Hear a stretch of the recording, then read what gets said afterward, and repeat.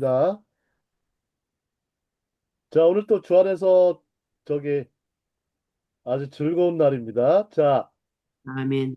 오늘 나갈 부분요, 438, 9쪽, 8쪽, 9쪽을 나가도록 하겠습니다.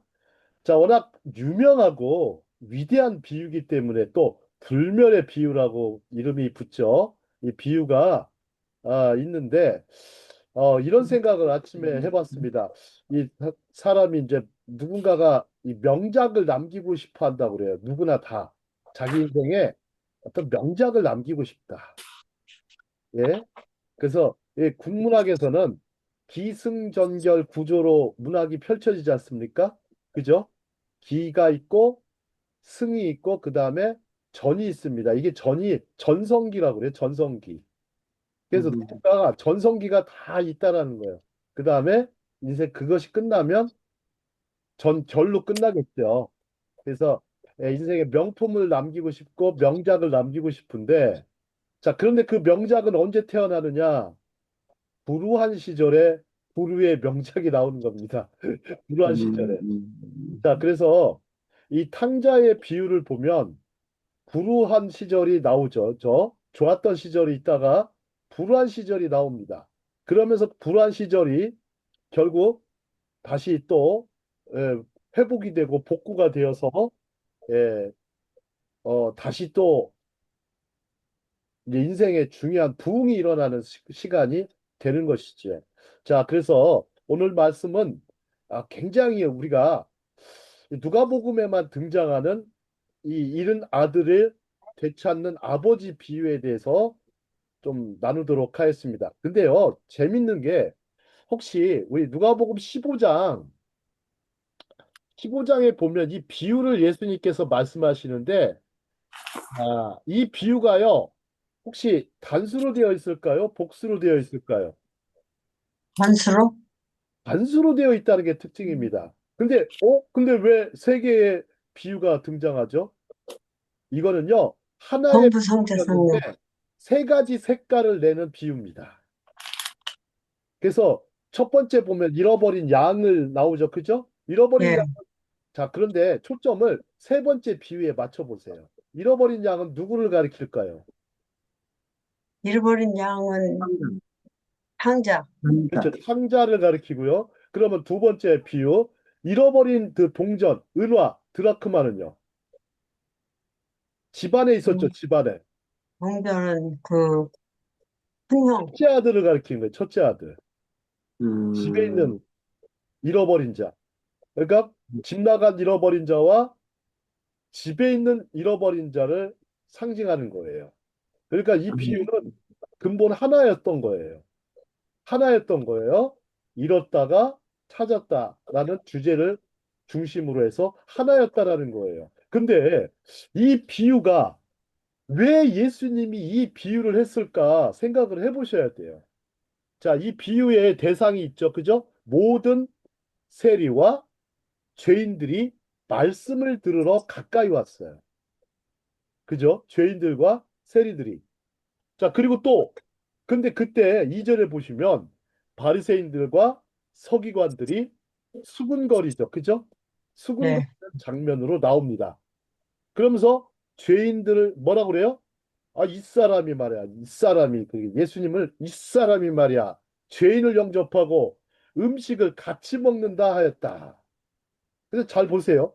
여기서 보시면 재밌는 게 잃어버린 양, 잃어버린 드라크마, 잃어버린 아들을 하고서 반드시 나오는 게 뭐죠? 식탁을 차립니다. 벗들을 불러가지고 식탁을 차려요. 그죠? 이게 공통점이 이걸 놓치시면 안 돼요.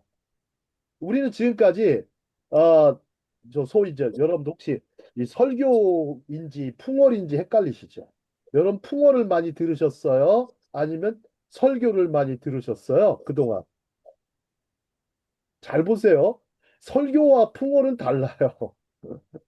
많이 뭐 어떤 분은 설교한다고 하지만 이 설교에 정확한 통찰력이라든지 영적인 어떤 감동이 있다든지 뭐가 일단 깊은 어떤 터치가 일어나야 되는데 풍어를 많이 들으면 우리는 마치 설교를 들은 것처럼 착각하고 사시는데 자칫하면 맞지도 않는 맞지도 않는 얘기를 많이 들었을 수도 있고, 어찌 보면 고정관념이 강하게 존재할지도 모릅니다. 자, 오늘 이 비유를 통해서 고정관념도 깨보고, 또 이것의 어떤 비유에 이 비유가 어떻게 해서 나왔는지에 대해서 생각해 보는 시간을 갖도록 하겠습니다. 자, 이제 11절부터 시작을 합니다. 자, 또 이르시되 어떤 사람에게 두 아들이 있었습니다. 이렇게 시작을 하죠. 자, 둘째가 아버지에게 말합니다. 아니야, 본론부터 딱 나와요. 아버지여 재산 중에서 내게 돌아올 분깃을 내게 주소서 하는지라. 근데 아버지가요, 그 살림을 각각 형과 동생, 어? 두 아들에게 나눠 주었습니다. 그 며칠이 안 됐어요. 둘째 아들이 재물을 다 모아가지고 아주 마스터카드에다가 다 집어넣고서 먼 나라로 가서 허랑방탕하여 그 재산을 낭비하였습니다. 다 없애놓. 아주 다 없어졌대요. 무일푼이 된 거예요. 그 나라에 크게 흉년이 들어 그가 비로소 궁핍하였습니다. 자, 이제 불안 시절이 오게 됐어요. 자, 15절. 가서 그 나라 백성 중 한 사람의 붙여 사니 그가 그를 들로 보내어 돼지를 치게 하였는데 그가 돼지 먹는 지엽 열매로 배를 채우고자 하되 주는 자가 없는지라. 이에 스스로 돌이켜 이르되 내 아버지에게는 양식이 풍족한 품꾼이 얼마나 많은가. 나는 여기서 줄여 죽는구나. 여기 혹시 좀 밑줄 치셔도 좋을 것 같아요. 내 아버지에게 양식이 풍족한 품꾼이 얼마나 되는가. 요거 여러분들 해석 잘 하셔야 돼요. 이거 의외로 쉬운 거 아닙니다. 이거 되게 쉬운 거 아니에요. 자, 내가 일어나 아버지께 가서 이르기를 아버지여, 내가 하늘과 아버지께 죄를 지었사오니. 자, 하나님 아버지와 육신의 아버지께 둘 다 죄를 지은 거예요. 그죠? 자, 19절을 보겠습니다. 지금부터는 아버지 아들이야 일컬음을 감당하지 못하겠나이다. 나를 품꾼의 하나로 보소서. 여기도 하나 빛을 치세요. 나를 품꾼의 하나로 보소서. 자, 이제 왜 이런 말을 탕자는 했을까요? 생각해 보셔야 됩니다. 자, 그 다음에 자, 이른 아들을 되찾아 아버지 비유 20절에서 24절입니다. 자, 우리 저 은숙 성사님 좀 목 운동 좀 하시면 좋을 것 같습니다. 20절부터 24절까지 읽어 주실까요? 이에 일어나서 아버지께로 돌아가니라. 아직도 거리가 먼데 아버지가 그를 보고 측은히 여겨 달려가 목을 안고 입을 맞추니 아들이 이르되 아버지 내가 하늘과 아버지께 죄를 지었사오니 지금부터는 아버지의 아들이라 일컬음을 감당하지 못하겠나이다 하나 아버지는 종들에게 이르되 제일 좋은 옷을 내어다가 입히고 손에 가락지를 끼우고 발에 신을 신기라. 그리고 살찐 송아지를 끌어다가 잡으라. 우리가 먹고 즐기자. 이 내 아들은 죽었다가 다시 살아났으며 내가 잃었다가 다시 얻었노라 하니 그들이 즐거워하더라. 네. 자, 이 부분은 뭐 여러분들이 워낙 잘하시는 부분이긴데요. 이제 아들이 이제 아버지의 집으로 돌아옵니다. 돌아오는데 아버지의 말씀이 걸작입니다. 내가 이 아들은 죽었다가 다시 살아났으며 내가 잃었다가 다시 얻었노라 하니 그들이 즐거워하더라. 이제 아버지가 식탁을 베풀었어요. 엄청난 아주 그랜드 테이블을 준비하셔가지고 빅디너 이렇게 훌륭한 파티를 넘어서 페스티벌을 열었어요. 아주 마을 동네 잔치를 엽니다. 자, 그러면 이제 저 마다들이 나옵니다. 마다들 한번 볼까요? 자, 마다들은 밭에 있다가 돌아와 집에 가까이에 왔을 때 풍악과 춤추는 소리를 듣고 한 종을 불러 이 무슨 일인가 물어봅니다. 대답하되 당신의 동생이 돌아왔음에 당신의 아버지가 건강한 그를 다시 맞아들이게 됨으로 인하여 살진 송아지를 잡았나이다 하니 그가 노하여 들어가고자 하지 아니하거늘 아버지가 나와서 권한대. 이제 집안에 있는 아버지가 울타리 밖에 있는 문 밖에 있는 아들을 향해서 권합니다. 아버지께 대답하여 이르되 근데 내가 여러 해 아버지를 섬겨 명을 어김이 없거늘 내게는 염소 새끼라도 주어 나와 내 벗으로 즐기게 하신 일이 없더니. 자, 여기서 염소 새끼라는 게 나와요. 송아지와 염소 새끼. 참. 자, 아버지의 살림을 창녀들과 함께 삼켜버린 이 아들이 돌아오매 이를 위하여 살진 송아지를 잡으셨나이다. 아버지가 이르되 예, 너는 항상 나와 함께 있으니 내 것이 다 내 것이로되 이 내 동생은 죽었다가 살아났으며 내가 잃었다가 얻었기로 우리가 즐거워하고 기뻐하는 것이 마땅하다 하니라. 자, 이 부분을 여러분들 또 아버지는 똑같이 얘기합니다. 그죠? 예, 동생한테 즉 둘째한테도 얘기하고 첫째한테도 얘기를 하죠. 그죠? 똑같이 동일한 아버지의 메시지를 전합니다. 자, 다음 장 보겠습니다. 여길 보시면 이건 누구의 작품인지 아십니까? 렘브란트? 그렇죠. 렘브란트의 작품입니다. 렘브란트의 작품이고요. 이게 저 러시아 국립미술관에 소장이 되어 있어요. 아마 러시아 쪽에서 누가 엄청난 값을 주고 산 것 같습니다. 자, 이 그림을 보시면 여러분들 여보 그림 같은 거 저기 분석하고 비평하는 걸 좋아하시는 분들이 있는데 자, 여기 뭐 아버지는요. 일단 망토를 둘러쓰고 있고 그다음에 이제 아들을 잘 보십시오. 아들은 지금 머리털이 하나도 없어요. 그죠? 이게 네, 무엇을 얘기할까요? 아들은 머리털이 하나도 없어요. 고생? 고생을 했다. 글쎄요. 다른 분 없을까요? 병이 들었나? 아들은 자기가 죄인임을 그런 의식을 갖고 있다는 그런 탕자적인 그런 네. 심정을 나타나기 위해서 머리를 자, 깎으네. 렘브란트한테 물어보면 알겠지만 이미 렘브란트는 뭐 고인입니다. 자, 근데 이 머리가 이렇게 된 거는요. 새로 태어난 거를 가리켜요. 거듭난 거. 아기가 물론 뭐 약간의 머리를 갖고 태어나잖아요. 조금은 머리털이 좀 있죠. 그죠? 솜털 같은 게. 그래서 아기 태어났을 때 어떠세요, 여러분들? 새로 태어난 아기를 보면. 벌거숭이. 부모의 입장 얼마나 저 기쁘고 즐거운지 몰라요. 그 순간 아주 환상적인 그런 행복감이 그냥 엄청 몰려오죠. 자, 그 다음에 이제 아들은요, 신발을 보세요. 발을 벗었죠. 그죠? 네, 발을 네, 벗었어요. 이제 헐벗은 모습을 보여주고 굉장히 또 아들이 얼마나 고생했나 먼 길을 왔다라는 거. 참 돌아오는데 엄청난 먼 길을 걸어왔다라는 거. 그래서 뭐 옷은 남루하죠. 그리고 아버지 품에 안기죠. 그죠? 아버지 품에 안기고 있습니다. 요 정도만 보시면 되는데 뭐 기타 뭐 더 얘기할 것도 있겠지만 이 아들의 여기 자세히 보시면요. 이 아들은요. 얼굴이요. 애기 모양으로 되어 있어요. 아기 모양으로 돼 있다니까? 참 신생아 같은 느낌이 있어요. 마치 눈을 감고 있거든요. 잘 보시면요. 이걸 자 아기 모양으로 되어 있고 뒤에 있는 사람들은 이제 하인도 있고 동네 사람이지만 자, 이 오른쪽에 지팡이 들고 있는 사람은 누굴까요? 형, 그렇죠. 형이죠, 형. 형은 굉장히 형의 모습을 보세요. 누구를 많이 닮았어요? 아버지. 아버지 모습을 많이 닮아 있어요. 얼굴은 닮아 있지만 그래서 행색을 보세요. 아버지처럼 망토도 쓰고 또 지팡이도 있어요. 지팡이도 있고 아주 굉장히 형이 아주 굉장히 나이든 모습의 그런 모습을 보여줘요. 쉽게 말하면 거듭나지 않은 상태를 가리켜요. 또 거듭나지 않은 상태를 가리키고 또 그 당시에 이제 하인들은 이제 신발을 신지를 못했어요.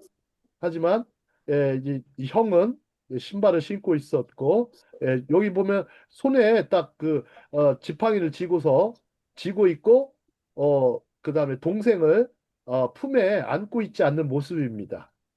자, 그냥 쳐다보기만 하고 있죠. 그죠? 자, 다음 장 보겠습니다. 자, 이 비유는 탕자의 비유는 사라지지 않는 불멸의 비유죠. 사라지지 않는 불멸의 비유. 자, 윌리엄 로버트슨 니콜이라는 사람이요. 자기 주석을 달았어요. 그 주석에 보면 아마도 모든 비유의 정수이자 꽃이다. 그렇죠? 정수이자 꽃이다. 자, 마틴 루터 뭐라 하겠습니까? 마틴 루터는 성경의 다른 부분은 다 사라져도 이 탕자의 비유는 사라지지 않는다고 단언했죠. 마틴 루터의 그 말이 참 맞는 것 같습니다. 자, 그 다음에 우리 탕자의 비유면서 아버지의 비유다. 자, 우리 최유미 아나운서, 자, 첫 번째 줄 여기 우리는부터 시작해서 여기 여기까지 읽어줄까요? 네 줄. 우리는. 네, 우리는 그것을 탕자의 비유라고 부릅니다. 그것은 똑같이 적절하게도 애도하는 아버지의 비유라고 불릴 수 있습니다. 왜냐하면 전체 이야기가 이름에 관해 결정화되어 있고 어떤 형태로든 적어도 아버지가 12번이나 반복되기 때문입니다. 자, 아버지의 이름이 더 나옵니다. 아버지가 이름은 알 수는 없지만 12번이나 반복되어 나와요. 그냥 아버지 자체가 그 이름이에요. 그냥 아버지의 그 이름 12번이나 등장해서 이 비유는 탕자의 비유이면서 아버지의 비유가 되죠. 자, 아버지의 사랑과 죄인의 회개, 그리고 돌아옴의 기쁨은 곧 축제로, 페스티벌로 이어집니다. 자, 나갈 때는 아버지의 뭐를 잃어버렸어요? 사랑을 잊었다가 무너졌을 때 아버지의 사랑을 찾습니다. 자, 우리 찬송가가 생각나. 천부의 의지 없어서 손 들고 옵니다. 그러죠. 항복하고 오는 거야, 항복하고. 근데 아버지는 그것을 이미 알았던 것 같아요. 알았던 것 같아요. 그래서 그 재산을 주었지만 아버지는 그 재산에 연연하지 않으셨습니다. 그 아버지는. 그 아들이 그냥 건강하게 무사히 돌아오기를 바랬죠. 그죠? 자, 이것이 돌아옴의 기초가 된 것이죠. 사람들이요, 하나님께로 돌아오는 거, 하나님 아버지께로 돌아오는 거, 참 오래 걸립니다. 그죠? 오래 걸려요. 어렸을 때 진하게 하나님을 체험한 사람들은 참 좋은 것 같아요. 근데 또 그 사람들도 어느 순간 나중에 뭐가 됩니까? 집에 있는 탕자가 돼버리는 경우가 있죠. 그죠? 자, 근데 또 늦게 돌아온 사람은 어떻습니까? 되게 기본은 없는데 열정이 가득하죠. 그죠? 기본은 참 없어요, 보면. 근데 이것이, 자, 이렇게 고난받고 또 굉장히 어려워질 때, 힘들 때 아버지의 사랑을 찾습니다. 옛날에 고향에서요, 제가 들은 얘기가 하나 있었어요. 여러분들, 고향 바다에서 물에 빠지면, 우리 뭐라고 합니까? 물에 빠지면 뭐라고 외쳐요, 사람들이? 살려달라고. 사람 살려 그러죠. 근데 네, 어떤 분이요, 절에 그렇게 달던 분이 하나님! 하면서 살려달라고 하늘에 하나님께 쳐다보면 하나님이 막 살려달라고. 예, 그런 얘기를 들었어요. 교회도 한 번 안 가는 사람이 하나님 살려달라고. 그 사람이 건짐을 받고서요, 교회를 출석했다고 합니다. 교회를 참 재밌는 일이었는데, 사람이 이렇게 무너졌을 때 아버지의 사랑을 찾게 됩니다. 자, 회개의 기초가 그것이죠. 보면은, 제일 평범한 사람들이 정말 힘들어요, 회개하기가. 약간 좀 도덕적인 사람들 있죠. 아주 굉장히 지적인 사람이나 도덕적인 사람들이 참 회개하기 힘들어요.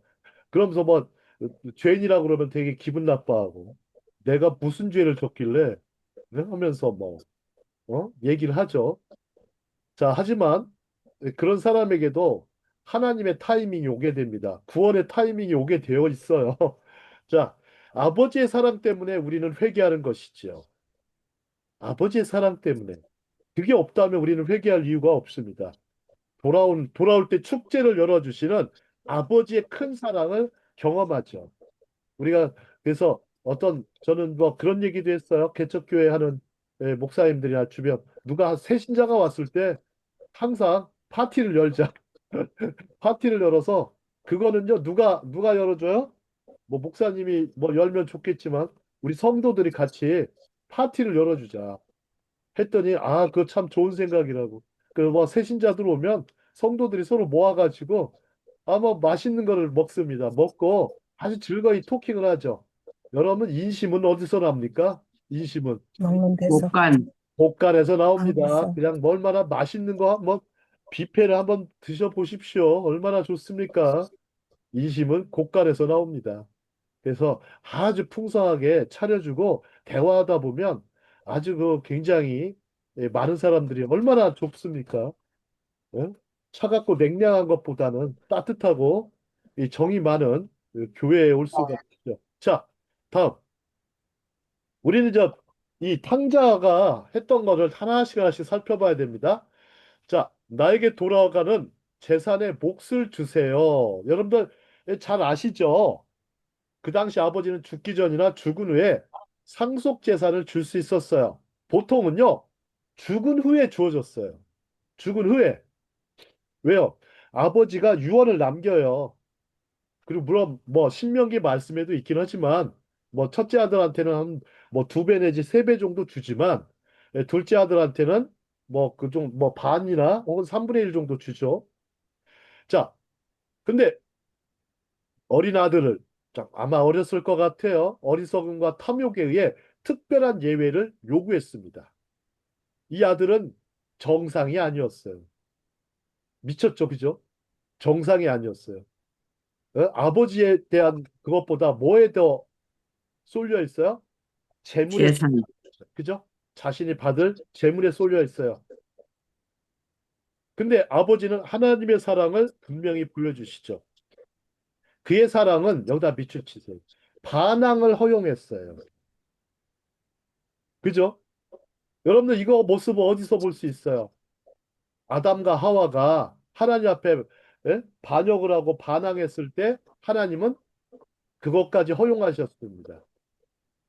어떤 면에서 인간의 의지, 반항할 자유, 도망갈 자유도 존중하셨어요. 참 이게 사랑인 것 같아요. 큰 사랑. 아버지는 아들이 어리석고 탐욕스러운 요청을 했다는 것을 알고 있었어요. 그럼에도 불구하고 그가 자신의 길을 가도록 허용하죠. 우리 신명기 21장 상속법을 읽어보시기 바랍니다. 자, 요즘 시대를 얘기해 볼까요? 요즘 시대나 과거 시대나 뭐 다를 건 크게 없는데,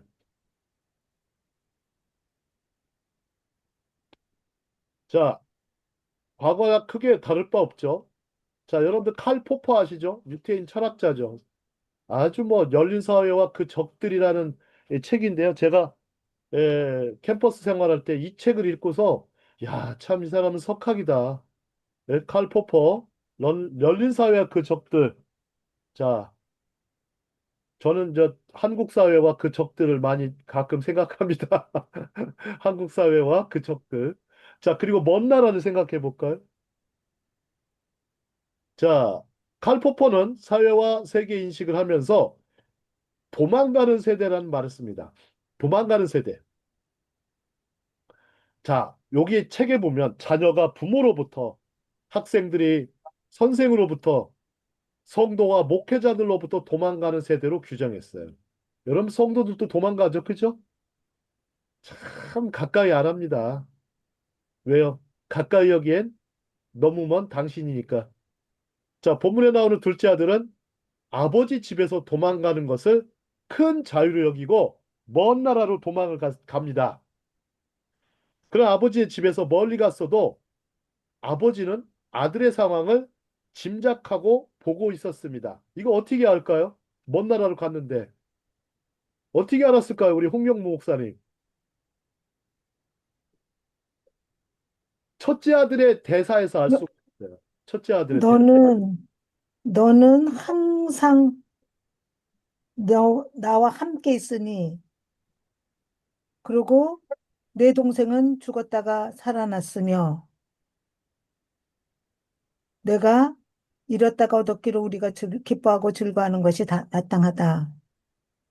근데 먼 나라에 갔는데도 소문이 나요. 그 첫째 아들은 이미 알고 있었어요. 창녀들과 놀아났다라는 거. 어? 아니, 나한테 염소 그, 새끼도 안 주고 벗들과 어울리게도 안 해놓고. 아니, 이런 사창가 여인들과 놀아난 이 녀석한테는 살진 송아지를 잡았나이다. 벌써 소문이 다 났어요. 먼 나라에 음, 갔어도 어떻게 났었을까요? 맞춰보세요. 여러분들 이 비유라는 거는 그냥 나오는 게 아니에요. 예수님은요, 율법과 선지자의 그 구약을 성경을 완성하시기 위해 오셨죠. 그죠? 그 비유도 거기에 있어요. 그죠? 잘 보십시오. 그 당시 어디를 가도 유대인 공동체가 있었어요. 유대인 공동체가 디아스포라라고 하는 유대인 공동체에 있었어요. 그래서 공동체에 있던 사람들이 있었기 때문에 아마 탕자는 그 공동체에서 가서 소문이 났겠죠. 그죠? 또 그 당시 사람 탕자들을 아무리 탕자라게도 안식일을 준수했습니다. 아, 정말입니다. 그렇게 형편없는 사람들도 안식일을 준수해요. 그러니까 유대인 공동체에 있었으니까 아마 거기서 사람들이 이제 소문이 났겠죠. 그죠? 예? 먼 나라에 있던 사람이 이스라엘 지경으로 와가지고 보니까 예? 어떤 허랑방탕한 놈이 하나 있더라. 보니까 아버지 집에서 도망 나왔다고 하고 근데 이놈 자식이 아주 그냥 유대인답지 않게 이방인보다 더 심하게 놀아난다. 아마 그렇게 얘기했겠죠. 그죠? 이방인보다 더 심하게 놀았어요. 자, 근데 이제 아버지의 집에서 멀리 갔지만 그 본문의 비유는 먼 나라로 간 잃어버린 아들이에요. 스스로 제 발로 돌아오는 모습을 상정하죠. 기다리는 아버지의 사랑도 발견합니다. 자, 우리 부모와 자녀의 관계가 너무나 닮아 있어요. 여러분들 서울대 학생들한테 물어봤다고 그러죠. 10년 전인가 한번 통계가 있었어요. 서울대 학생들이 아버지가 언제쯤 돌아가시면 좋겠느냐. 10년 전에는 65살 안에 돌아가셨으면 좋겠다. 그래서 빨리 재산을 상속받아서 서울대 학생들입니다. 서울대 학생들이에요. 이런 놈들이 아주 그냥 모범생들이죠. 공부도 잘했고. 여러분들 공부 잘하고 모범생 좋아하지 마세요. 예, 별거 없어요. 진짜 아들인지 가짜 아들인지는 나중에 알게 돼요. 진짜 아들이 돌아온 탕자일 수 있고 가짜 아들이 아마 첫째일 수도 있어요. 하지만 아버지는 둘 다 품죠. 자, 그런데 세월이 좀 지나서 몇 년 전에 통계를 냈더니 아버지가 언제쯤 가면 좋겠냐니까 58세예요. 55세, 더 짧아졌네. 55세인가 58세인가 아니 100세 시대가 돌아오고 있는데 아버지가 그렇게 빨리 가기를 바래요. 이게 서울대 놈들의 설문조사예요. 예. 주로 남자애들한테 말했는 것 같은데 남자애들한테 설문을 많이 했던 것 같아요. 여자아이들은 좀 달라요. 여자아이들은 아마 아버지가 한 75세는 돌아가셔야 되지 않나. 이랬을 것 같고, 남자아이들은, 야, 60도 안 돼서 아버지가 빨리 갔으면 좋겠다. 이게 서울대입니다, 여러분들. 예, 예. 하여튼, 서울대 이제 없앨 수도 없고 아주 그냥, 예, 아주 탕자대학입니다, 탕자대학. 아주 모범적 탕자대학. 예. 저 서울대 별로 안 좋아하죠. 서울대 명문대 아니에요. 절대 명문대 아닙니다. 제가 뭐라고 그랬어요? 들어가기 힘든 대학. 예, 들어가기 힘든 대학이지 명문대 아닙니다. 절대 명문대 아니에요. 노벨상도 못한 대학이 뭐 어디 명문대라고 얘기를 해요. 자, 또 믿음 편에서 보세요. 하나님을 거역하는 사람들만 잔뜩 있지. 그죠? 큰 소리만 뻥뻥 치고 말이야. 예. 보니까 서울대 학생들 뭐 5개 국어도 못하더구만요. 예? 저는 4개 국어 합니다. 4개 국어 하는데 5개 국어도 못하더구만. 뭐 대단한 것처럼 영어라도 못하는 아이들이에요. 예. 뭐 그런데 뭐 영어, 전 영어는 대한민국을 잘해. 생각하는 건 알겠지만 그 사람들이 정말 하나님을 경외하고 정말 그 돌아와서 대한민국의 미래가 어찌 보면 그 사람들 손에 달려 있기도 해요. 그죠? 참 중요한 사람들이에요. 하지만 예, 여전히 참 그런 게 없죠. 제가 뭐 서울대 비난할 건 아닌데. 자, 다음 장. 여기 보시면 이제 탕자가 예, 가방 들고 가는 장면이 나옵니다. 누군지 모르겠어요. 하여튼 뭐 현대판 탕자죠. 자, 다음 장. 자, 먼 나라로 여행, 허랑방탕, 심각한 기근. 자, 이 부분 우리 최미 아나운서 읽어줄까요? 아들은 아들은 아버지로부터 독립하기 위해 그 지역을 떠나 방탕한, 무모하고 어리석고 사치스러운 삶을 살았다. 의심할 여지 없이 지속되는 동안은 즐거웠다. 그가 모든 것을 다 써버리자 그 땅에는 심각한 기근이 일어났다. 아들은 낭비하고 어리석은 생활과 지출에 대해 점적으로 책임이 있었다. 그는 심각한 기근에 대해 책임이 없었지만 그럼에도 불구하고 그것에 시달렸다. 그는 궁핍해지기 시작했습니다. 그는 돼지 농장주 그를 밭으로 보내 돼지를 치게 했다. 그리고 이제 두 번째 여행이 시작된다. 네. 자, 이제 이 부분은 뭐 굳이 길게 읽을 필요 없어요. 자, 다음 장. 자, 이제 캐럿나무. 야, 지업 열매죠, 지업 열매. 자, 이스라엘의 그 텔아비브나 예루살렘에 가보면 이 지업 열매가 많이 자랍니다. 자라고, 예, 지업 열매가 아주 굉장히 커요. 나무가, 캐럿나무가. 굉장히 뭐, 클 때는 한 뭐 7, 8미터 정도로 크게 자라는 나무고요. 굉장히 이 나무는, 예, 우리가 뭐 콩 중에도 막 슈퍼콩 있죠. 큰 것처럼. 예? 작두콩이라고 하나요? 작두콩보다 더 큰 정도의 열매가 많이 맺혀요. 그래가지고 그거를 따가지고 양이나 염소 혹은 돼지에 먹을 사료로 먹을 걸로 줍니다. 근데 그게 캐럿나무예요. 제가 지엽 열매를 한국에 가져왔는데 지금 어디나 뒀는지 모르겠습니다. 자, 돼지치기 볼까요? 피기스트.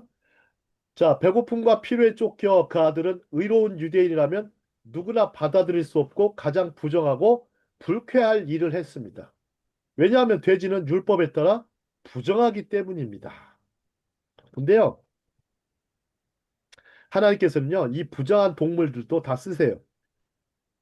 부정한 동물들을 쓰셔가지고, 자, 레위기 11장 7절에는 돼지고기를 먹지 말도록 했죠. 그는 그저 바닥에 떨어진 사람이 되었어요. 그 바닥에서 그는 하늘과 아버지를 찾죠. 평화로운 인생에서 조각난 인생이 된 것이죠.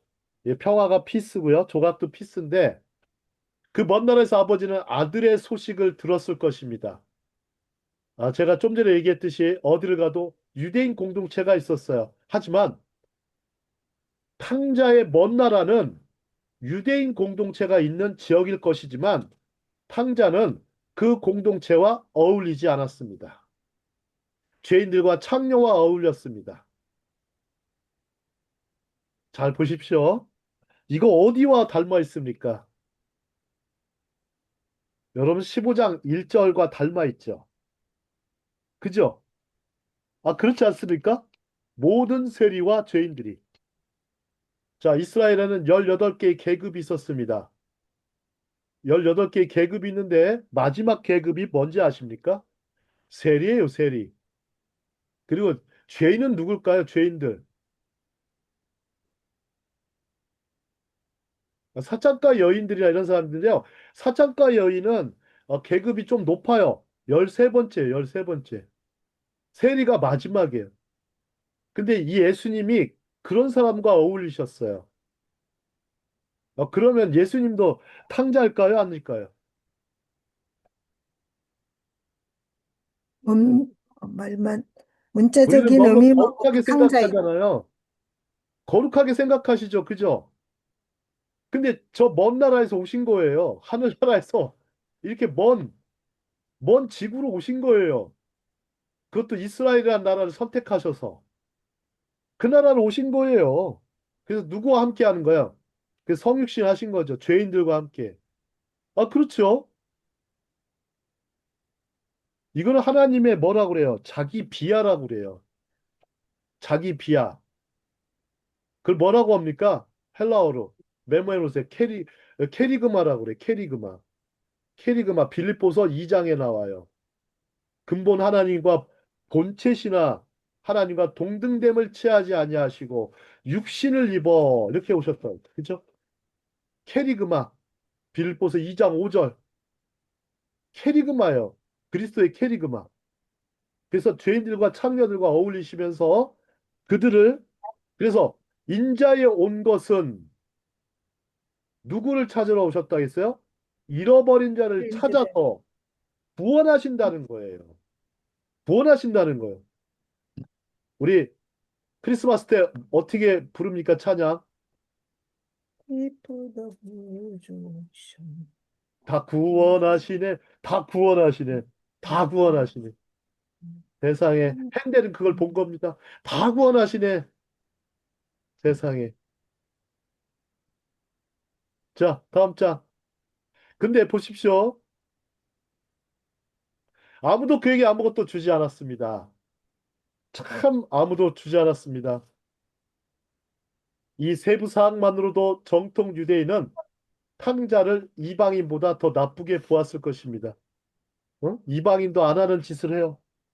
그는 배교자가 되었고, 게다가 그 청년은 너무 배가 고파서 돼지에게 먹이는 꼬투리, 세상에 지업 열매도 주지 않으니까 남은 거 꼬투리 먹게 됐습니다. 얼마나 비참합니까? 그 열매도 돼지에게 갔지 그 탕자에게 가지 않았습니다. 아무도 그에게 아무것도 주지 않았죠. 철저한 파멸과 실패를 말하는 것입니다. 아마 그래서 칼빈은 아마 인간을 얘기할 때 절대 전적 타락을 얘기했는지도 모릅니다. 전적 타락, 전적 부패를 얘기했는지도 몰라요. 예, 그런데 그게 거기서 죄가 많은 곳에 뭐가 넘친다고 그래요, 바울은. 그래서 은혜가 넘친. 은혜가 넘친다고 하신 겁니다. 죄가 많은 곳에 은혜가 넘친다.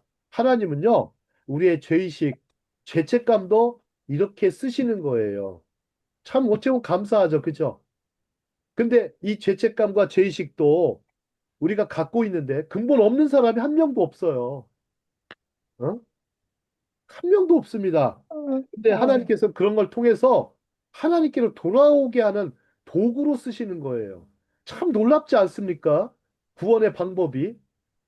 어찌 보면 참 너무 비참한 것 같아요. 꼭 이렇게 하셔야 되나?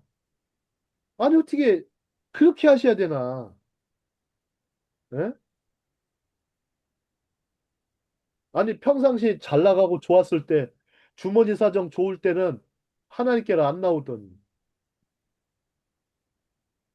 완전히 바닥나고, 무일푼이 돼버리고, 먹을 양식이 뚝 떨어져 보니까, 뭐가 나옵니까? 배고프니까 자신의 실상이 드러나죠. 그죠? 실상이 드러납니다. 여러분들, 한국에 사는 거 정말 감사하지만, 그러나,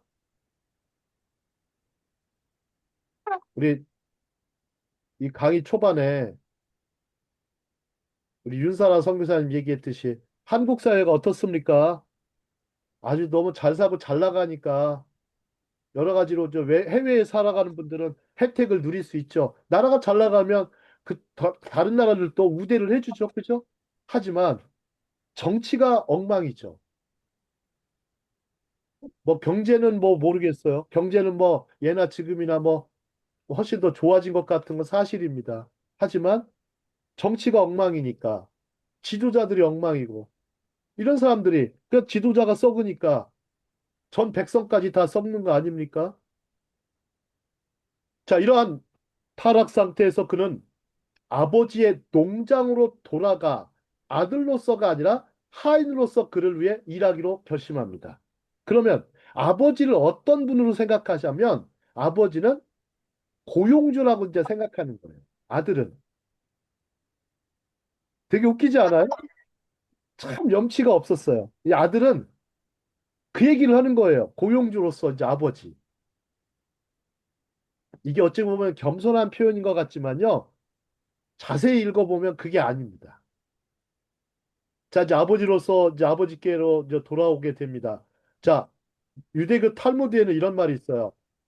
자, 우리 홍경문 박사 읽어주실까요? 돼지를. 돼지를 기르는 사람은 저주를 받고 아들에게 그리스 철학을 가르치는 사람은 저주를 받는다. 자, 그리스 철학, 헬레니즘을 배우면 안 돼요. 우상숭배라든지 배우면 안 되고 아주 굉장히 저주를 받을지라 그랬어요. 그러니까 이 아들은요, 이미 저주 받은 거예요, 안 받은 거예요? 저주받은 받은 것. 인생이에요, 말 그대로. 축복받은 인생이 아니고, 이제는 저주받은 인생에서 다시 아버지께로 돌아오게 되었습니다. 자, 다음 장. 자, 여기 다음 장 그림은 여러분들이 뭐 잘 아시죠? 왼편 그림은 돼지치고 있었고, 돼지가 굉장히 작네요. 자, 오른편 그림은 이제 아버지께로 돌아오고 있죠. 자, 다음. 자, 이번에 한번 볼까요? 하늘과 아버지를 생각하는 둘째 아들. 자, 하늘과 아버지를 생각합니다. 자, 일어나 아버지께로 돌아가겠다. 자, 예수님은 그 사람의 마을이나 집을 생각하지 않고 아버지를 생각했다고 말씀하셨어요. 자, 여러분 보세요. 고향으로 돌아간다. 여러분들 그런 말을 안 하고 아버지께로 돌아간다. 이렇게 말씀하셨어요. 여러분들요, 한국 사람들이 제일 좋아하는 도시의 이름은 어디일까요? 한국 사람들이 제일 좋아하는 도시. 고향, 네, 고향입니다. 고향시. 발음이요, 고향하고 너무 똑같고, 그 다음에 거기에 뭐가 많아요? 고양이가 많습니다. 그래가지고, 고양시가 가장 이름이 좋다고 꼭 살면은 고향 살고 싶다, 이런 얘기를 많이 합니다. 고향이 많은 게 뭐 좋아. 아들이 아버지께로 돌아왔을 때 그도 마을과 집으로 돌아오긴 했어요. 그의 초점은 아버지께로 돌아가는 것입니다. 아버지여, 저는 하늘과 당신 앞에 죄를 지었습니다. 저는 더 이상 당신의 아들로 불릴 자격이 없습니다. 저를 당신의 고용된 종들 중 하나와 같이 만들어 주십시오. 자, 아들은요, 아버지에게 준비된 연설을 했어요. 그죠? 하도 수도 없이 연습했겠죠. 준비된 연설을 하고 자신이 전혀 합당하지 않다는 것을 완전히 느꼈죠. 죄를 정직하게 고백했습니다. 그는 아들로 대우받기를 요청하지 않았습니다. 고용된 종으로 대우받기를 요청했습니다. 나는 하늘과 당신 앞에 죄를 지었습니다. 근데요, 저는요, 거듭날 때요, 누가복음 15장 말씀으로 거듭났습니다. 예. 제가 죄인 된 자기 발견을 했을 때, 그때 예수님을 구주로 모시게 됐습니다. 나는 하늘과 당신 앞에, 아버지 앞에 죄를 지었습니다. 이런 그는 사고방식의 완전한 변화를 보여줍니다. 여러분들요, 사고방식이 다 누구나 있어요. 근데 강한 사람이 있고 약한 사람이 있겠지만, 여러분들, 변화가 됐다라는 건요, 어떤 거냐면, 사고방식의 변화가 이루어지는 거예요. 우리 보면 뭐 육신이 달라집니까? 달라지지 않죠, 그죠? 사고방식이 싹 변하는 거예요. 어찌 보면 인격이 변하는 것이라고 할 수 있어요. 우리 인격 안에는 사고방식이 들어있어요. 생각이라는 게 들어있단 말이에요. 인식의 틀이 들어있어요. 자, 그는 전에는 이렇게 생각하지 않았죠. 그죠? 이제 아버지와 하늘을 생각하는 사람이 됐어요. 하늘에 속한 사람, 아버지께 속한 사람이 된 거예요. 이제 그는 자신의 죄를 정당화하거나 변명하라고 하지 않았죠. 그동안 우리는 너무나 많이 정당화했고, 합리화했고, 변명했습니다. 예. 자, 다음 장. 이제 탕자라는 이름을 붙일 수 있을까요, 없을까요? 이제는 탕자라는 이름에서 회개하는 자, 회개한 자라는 이름을 붙여줘야 돼요. 저도 이제 이 부분 때문에 설교를 참 많이 했습니다. 설교가 아니라 풍월이었습니다. 풍월. 그러니까 남이 말했던 거 그대로 따라해가지고 그냥 읊었어요. 그게 아니더라고요. 예. 성경을 깊이 제대로 읽어보고 연구하고 살펴보니까 그게 아니더라고요. 유대 땅에서 공부하면서 이스라엘 땅에서 공부하면서 참으로 그 이스라엘 땅을 전역을 누비면서 예수님의 발자취를 따라가게 됐던 것 같아요. 그 다음에 이 성경의 땅에 대해서 야, 이 땅에 대한 그것이 정말 저에게는 인생 최대의 공부 같았어요. 뭐 가서 학위 따는 거 뭐 그건 별거 없어요. 솔직히. 예, 학위 딴 사람들 참 많아요. 근데 아직도 그 사람들 있잖아요. 거만합니다. 거만해요. 어? 자, 탕자가 아니라 회개하는 자입니다. 그의 폭동의 세월 속에서 그는 자신이 아니었어요. 진정한 사람은 탕자가 아니었죠. 진정한 사람은 탕자가 아니라 회개하는 자였습니다. 그 돌아온 탕자라는 말보다 회개하는 자로서 그 이미지와 정체성이 중요한 것이죠. 자세히 살펴볼까요? 그는 맑은 생각으로 돼지우리의 환경을 개선하는 방법을 생각하지 않았어요. 우리는 그렇죠. 자꾸 환경을 개선하려고 하죠. 그죠? 그러잖아요. 이게 쉽게 말하면 자꾸 포장을 해요. 자꾸 포장하고 포장하고 어? 화장하고 화장하고 분장하고 분장하고 위장하고 위장하죠.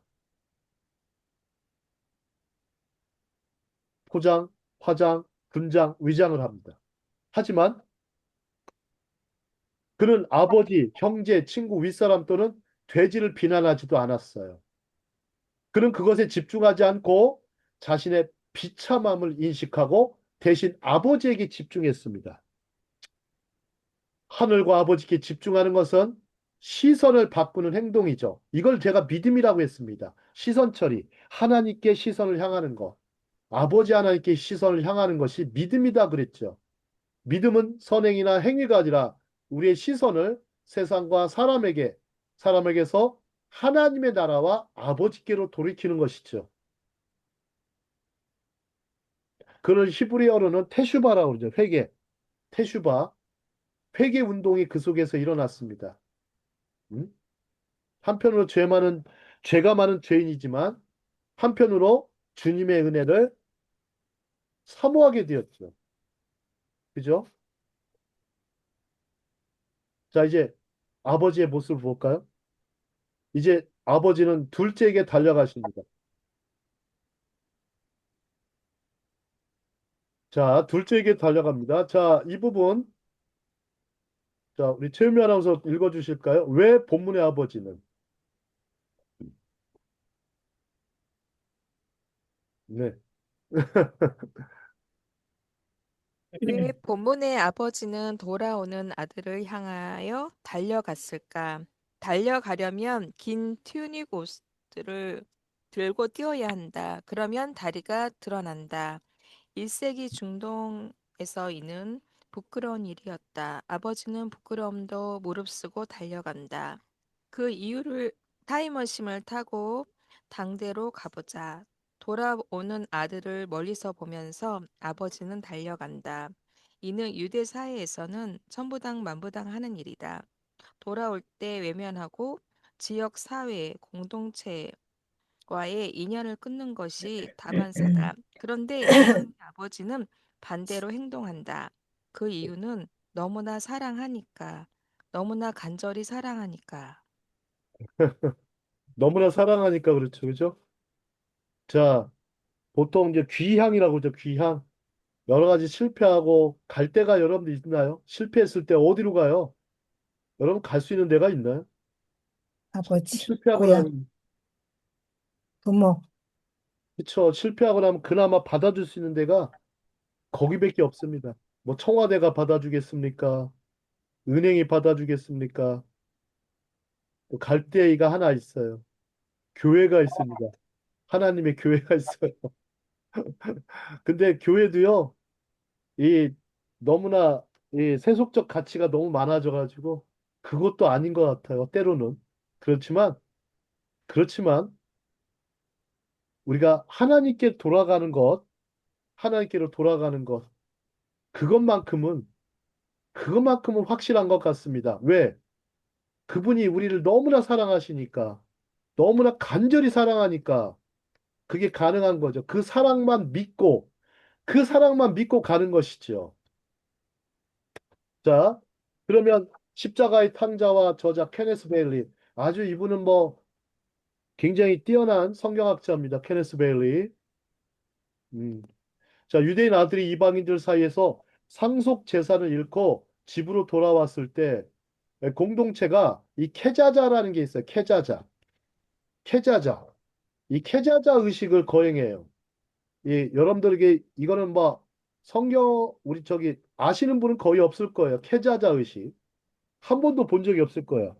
그들은 그의 앞에서 큰 항아리를 깹니다. 이제 너는 내 백성에서 끊어졌다라고 소리쳐요. 항아리를 딱 깨요. 공동체는 그를 완전히 거부합니다.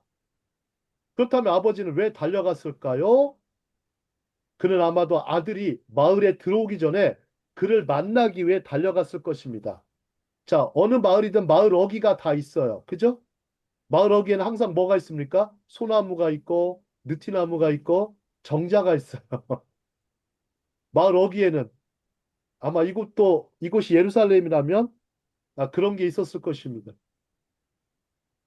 아버지는 달려가서 그리고 스스로를 부끄럽게 여깁니다. 공동체가 그에게 다가가기 전에 그의 아들에게 다가가려고 노력하면서 그의 아들이 그들의 조롱과 거부의 수치와 굴욕을 경험하지 않도록 하기 위해서이다. 여러분들 다 망하고 돌아오면 어떻게 하겠습니까? 홍경 박사님, 다 망하고 돌아오면 마을 사람들이 뭐라 그래요? 손가락질 하겠죠. 예, 온갖 욕설하고 수근거리고 막 손가락질하고, 응? 나가 죽어라 그랬을 것 같아요. 나가 죽어 왜 돌아왔냐? 응? 네가 진짜 양심은 있는 거냐? 염치라도 있으면 돌아오지 말아야지. 이렇게 얘기할 수 있겠죠. 자, 마을 사람들은 달려가는 아버지를 따라갔을 것이고, 아버지와 아들 사이에서 마을의 끝에서 일어난 일을 목격했을 것입니다. 탕자, 탕자의 아버지와 이 감동적인 재회 이후 캐자자 의식은 없을 것이 분명합니다. 여러분, 캐자자 처음 들어보셨죠? 항아리를 깨는 의식입니다. 항아리를 깨지 않고 어떻게 했습니까? 항아리를 항아리 깨지 깬다는 않고, 말은 들었는데 캐자자라는 말은 안 들은 것 같아. 예. 이 아들을 거부하는 일은 없을 것입니다. 이 케네스 베일가 아주 위대한 성경학자예요. 그는요, 성경의 땅을 다 순례하신 분이에요. 그가 한 일에도 불구하고 말입니다. 아들은 회개하고 아버지께로 돌아갔습니다. 아버지는 아들에게 닥쳐야 할 모든 수치를 감수했고, 그 다음에 또 뭐예요? 그의 아들이 집으로 돌아온 것을 환영한다는 것을 전체 공동체에 분명히 보여주었습니다. 그래서 이 공동체 팥 축제를 열게 되는 것이죠. 그죠? 마을 사람들 다 불러요. 어? 아들이 돌아온 걸 기뻐해가지고. 캐자자 의식을 하지 않고 이제 아들이 환영식을 해주게 되죠. 세상에. 이런 아버지는 참 일반적인 아버지가 모습이 전혀 아닐 것입니다. 예. 일반적인 아버지의 모습이 아니에요. 자, 돌아온 아들, 달려가는 아들, 아버지. 자, 이 비유에서 오직 아버지만이 아들을 가족에서 완전한 아들로 회복시킬 수 있었습니다. 아버지만이 가능해요. 형도 안 되고, 하이들도 안 되고, 동네 사람들도 안 돼요. 주변인들은 안 된다는 말이에요. 자, 우리를 한번 보죠.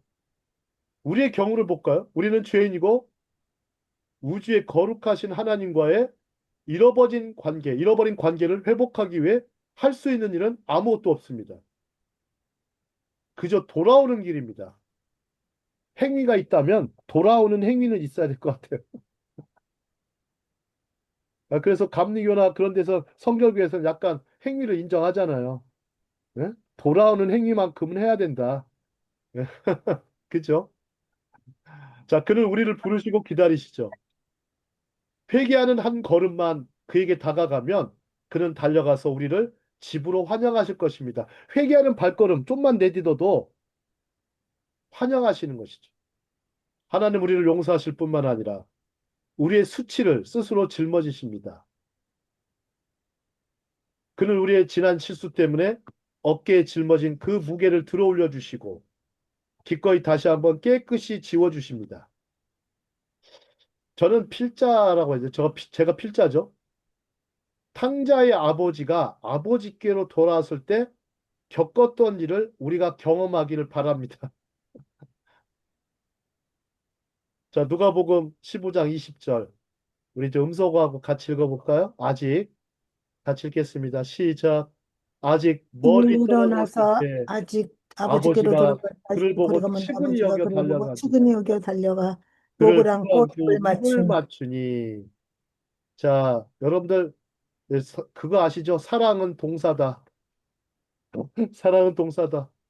사랑은 움직이는 거야. 이렇게 이죠. 아버지의 움직이는 이 사랑을 볼 수가 있어요. 사랑은 동사입니다. Love is a verb. Love is verb입니다. 사랑은 움직이는 거야. 이제 아버지 행동을 보십시오.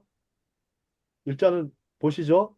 아버지가 보고 측은히 여겼고 달려갔고 끌어안고 입을 맞춰요. 5개의 동작을 보십시오. 연속 동작이 나와요. 연속 동작.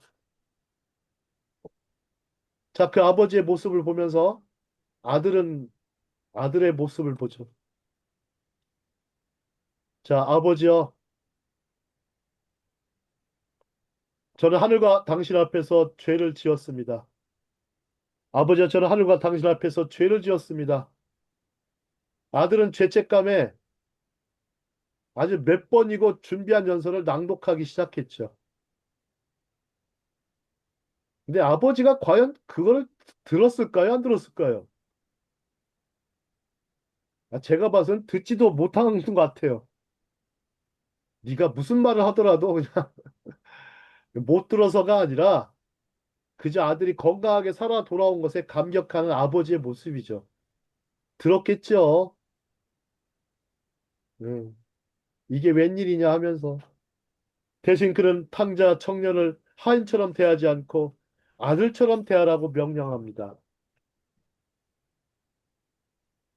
자, 아들의 회개, 아버지의 사랑. 아들의 회개의 깊이를 볼까요?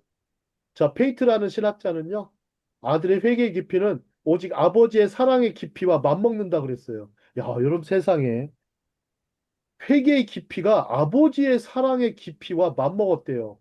이게 서로 만난 거예요. 그러니까 얼마나 감동이에요. 그죠? 아낌없이 주는 사랑이 나타나잖아요. 아버지. 아낌없이 주는 사랑. 예? 저는 이제 지금도 생각이 나요. 대학교 1학년 이제 대학을 합격하고 나서 아버지가요. 그때 당시 저희 집에는 빚이 엄청나게 많았어요. 아버지는 엄청난 빚을 안 끌어안고 예, 그렇게 잘 나가시던 분이 잘 나가시는 분이 공사판에서 일을 하셨어요. 뭐 이제 현대건설에서 예, 소장으로 일을 하셨는데 뭐 공주사법학교 나오셨으니까 뭐 일자리를 좋은데 줬겠죠. 그죠? 예, 줘서 하는데 빚을 갚느라고 집에를 안 들어오세요. 근데 제가 이제 대학교에 합격해도 합격 소식을 듣더니 몇 달 만에 집에 오신 거예요. 그때는 이제 3월 2일 날 입학식 때, 대학교 입학식 때, 그때 당시 이제 입학하기 전에 전날 3월 1일 날 오셔가지고 갑자기 저를 이제 양복점에 데리고 가요. 그때 당시 기성복 가게가 있었는데 양복점에 데려가셔서 양복을 하나 맞춰주시는 거예요. 예. 뭐 그 당시 뭐 기성복이니까 아래 위 맞춰주고 그 다음에 이제 날씨가 추우니까 어떻게 해요? 패딩, 그 당시 이제 패딩은 없었지만 아주 외투 점퍼를 또 위에다가 여기다 걸쳐라 하면서 그것까지 이제 사주신 거예요. 그리고 입학식에 갔다가 참 축하한다고 하시면서 이 떠나는 장면을 아직도 잊을 수가 없어요.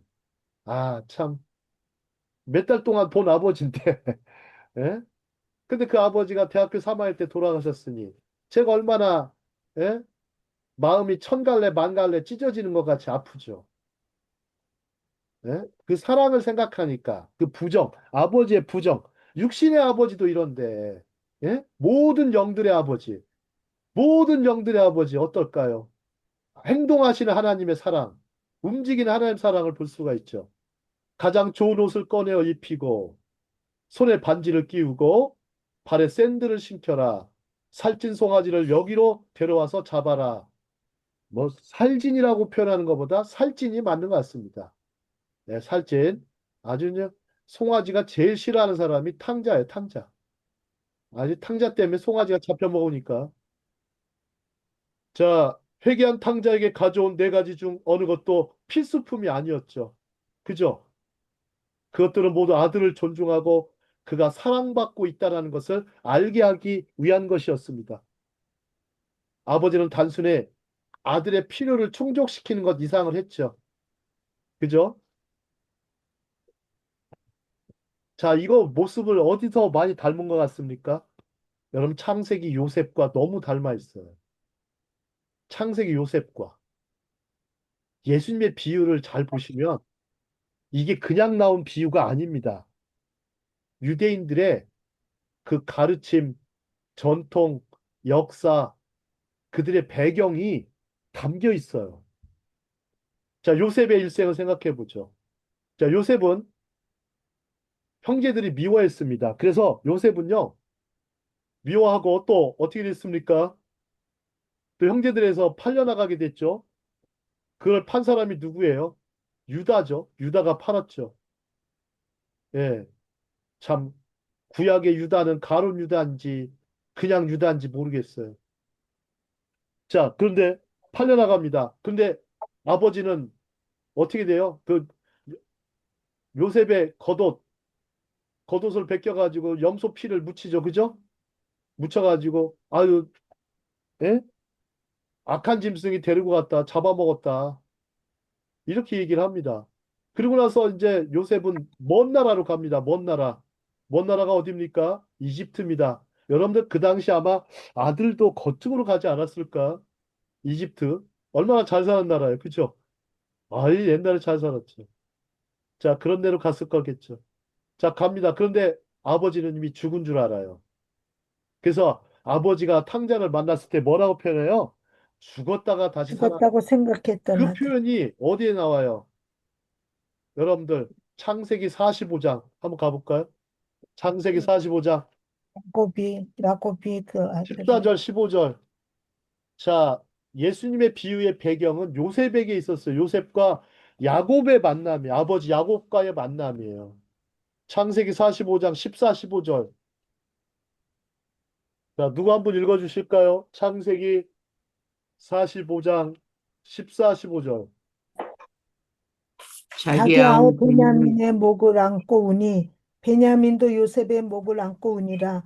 요셉이 또 형들과 입맞추며 안고 우니 형들이 그제서야 요셉과 말하니라. 아, 여기 요 모습이 나타나고요. 그 다음에 이제 아버지를 찾아봐야 돼요. 아버지. 우리 창세기 41장 42절 가볼게요. 41장 42절. 41장 42절. 한번 읽어 주시겠습니까?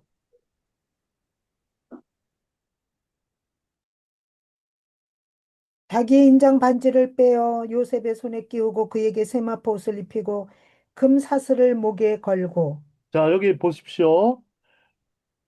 바로의 모습에서 뭐가 나타나요? 그의 신분과 권위를 회복시켜 주죠. 완전히. 그죠? 반지를 끼웁니다. 자, 바로의 모습도 마치 아버지의 모습과 비슷해요. 자, 그리고 손에 끼우고 세마포옷을 입히고 금사슬을 목에 걸고 유대목이 나오죠? 그 다음에 여러분들 어디 보셔야 돼? 이제 창세기 46장으로 갑니다. 46장 29, 30절 보겠습니다.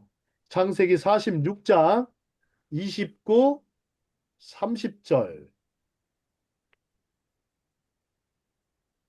셉이 그의 수레를 갖추고 고센으로 올라가서 그의 아버지 이스라엘을 맞으며 그에게 보이고 그의 몫을 어금 맞춰 안고 얼마 동안 울매 이스라엘이 요셉에게 이르되 내가 지금까지 살고 있고 내가 네 얼굴을 보았으니 지금 죽어도 족하도다. 네, 이제 아버지가 그래요. 아, 죽었다가 다시 살아난 아들이라고 이제 내가 죽어도 여한이 없다. 이제 아들이 돌아온 것에 만난 것에 제외. 이 대목을 잘 보세요. 이 예수님은요, 얼마나 영적 통찰력이 대단하셨는지.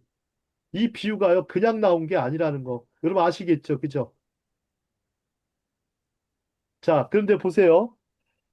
요셉은요, 그 형제들과 다 제외를 했지만, 그 아버지하고도, 형제들하고도 울고, 또 아버지하고도 울죠. 그죠? 아마 이 탕자도 엄청나게 울었을 거예요. 얼마나 울었을까요? 아마 며칠을 울었을 겁니다. 며칠을 하죠. 그죠? 눈물 콧물 쏙 빠지게 울었죠. 여러분들 회개하면 눈물 납니까? 안 납니까? 나요. 아, 납니까? 눈물 네, 안 나는 사람도 있던데. 특별한 종자지. 네. 눈물 나야 됩니다. 특히. 자, 여러분 아들의 회개의 깊이는 오직 아버지의 사랑의 깊이와 맞먹는다 그랬어요. 참 자, 그러면 여러분 생각해 보시죠. 요셉의 일생처럼 이 요셉도 먼 나라로 간 탕자였는데, 그래도 뭐 요셉은 얼마나 훌륭합니까? 그죠? 네, 그런 사람이, 자, 음, 옷, 반지, 신발의 의미, 유대인의 관점. 여러분도 한번 보죠. 가장 좋은 옷, 가장 좋은 옷은 어떤 겁니까? 아들의 가족 내 지위를 회복시켜 주는 거예요. 여러분들, 그렇죠. 좋은 옷, 뭐, 요즘 최고로 비싼 옷이 뭐죠? 최유미 아나운서. 남성들이 입는 최고 비싼 거. 예. 뭐, 제일 비싼 거 중에 하나가 갤럭시입니다. 갤럭시. 갤럭시 양복이 참 비싸요. 기본 100만 원 이하가 없어요. 갤럭시 양복은. 명품이죠. 그 다음에 또 하나 있다면요. 마에스트로라고 해가지고 아주 비싸죠. 그것도 최하 80만 원부터 하는 그런 옷들을 입는 거죠. 자, 아마 10만 요새 원. 어떤 옷이 그런 꽃가 옷이겠죠. 아주 훌륭한. 음? 그 옷을 크토네트 파심이라고 그래요. 크토네트 파심. 튜닉이 긴 거 있죠? 아주 롱코트. 얼마나 뭐 예쁜지 몰라요. 자, 우리 이사야 64장 6절. 누가 한번 읽어주시겠습니까? 이사야 64장 6절. 크토네트 파심에 대한 얘기입니다.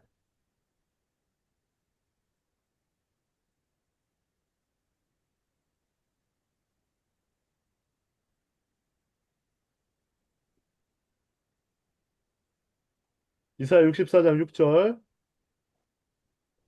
무릇 우리는 다 부정한 자 같아서 우리의 의는 다 더러운 옷 같으며 우리는 다 잎사귀 같이 시들므로 우리의 죄악이 바람같이 우리를 몰아가나이다. 네, 그렇죠. 음, 우리가 입고, 이제 아들의 옷은 정말 더 이상 입을 수가 없는 그런 옷들이에요. 그죠? 그런데 아버지는, 에, 새 옷을 입혀주셨죠. 그죠? 새 옷을 입혔어요. 자, 반지 볼까요? 예, 고대에는 인장 반지가 종종 공식 문서를 봉인하는 데 사용되어 왔죠. 왕의 권위와 부족의 정체성을 확인하죠. 여러분들, 그, 배너 아시죠? 배너 스토리. 배너 네, 스토리에서, 어, 해군제독, 반지를. 해군제독에 그걸 구해주고 양자가 됩니다. 예? 양자가 되고 해군제독이 반지를 주죠. 반지를 딱 찍는 반지. 하니까 그냥 권위. 예? 나는 누구의 아들이다. 그냥 해가지고 권위를 회복시켜 줍니다. 그 인장이 얼마나 대단합니까? 자, 이 반지는요, 재정적 가치 이상으로 가졌을 것이죠. 여러분들 인감도장 생각하시는 분인데, 이거 여러분들 어느 정도냐면, 옥새랑 비슷해요, 옥새. 얼마나 대단합니까, 옥새. 그죠? 자, 그것은 아버지의 권위와 신뢰를 상징하여 효과적으로 가족에서 아들의 지위를 회복하죠.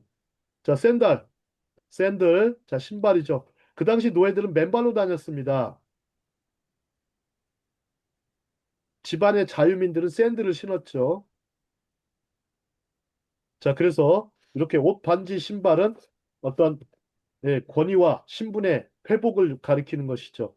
근데 문제는 하나가 있어요. 살찐 송아지입니다.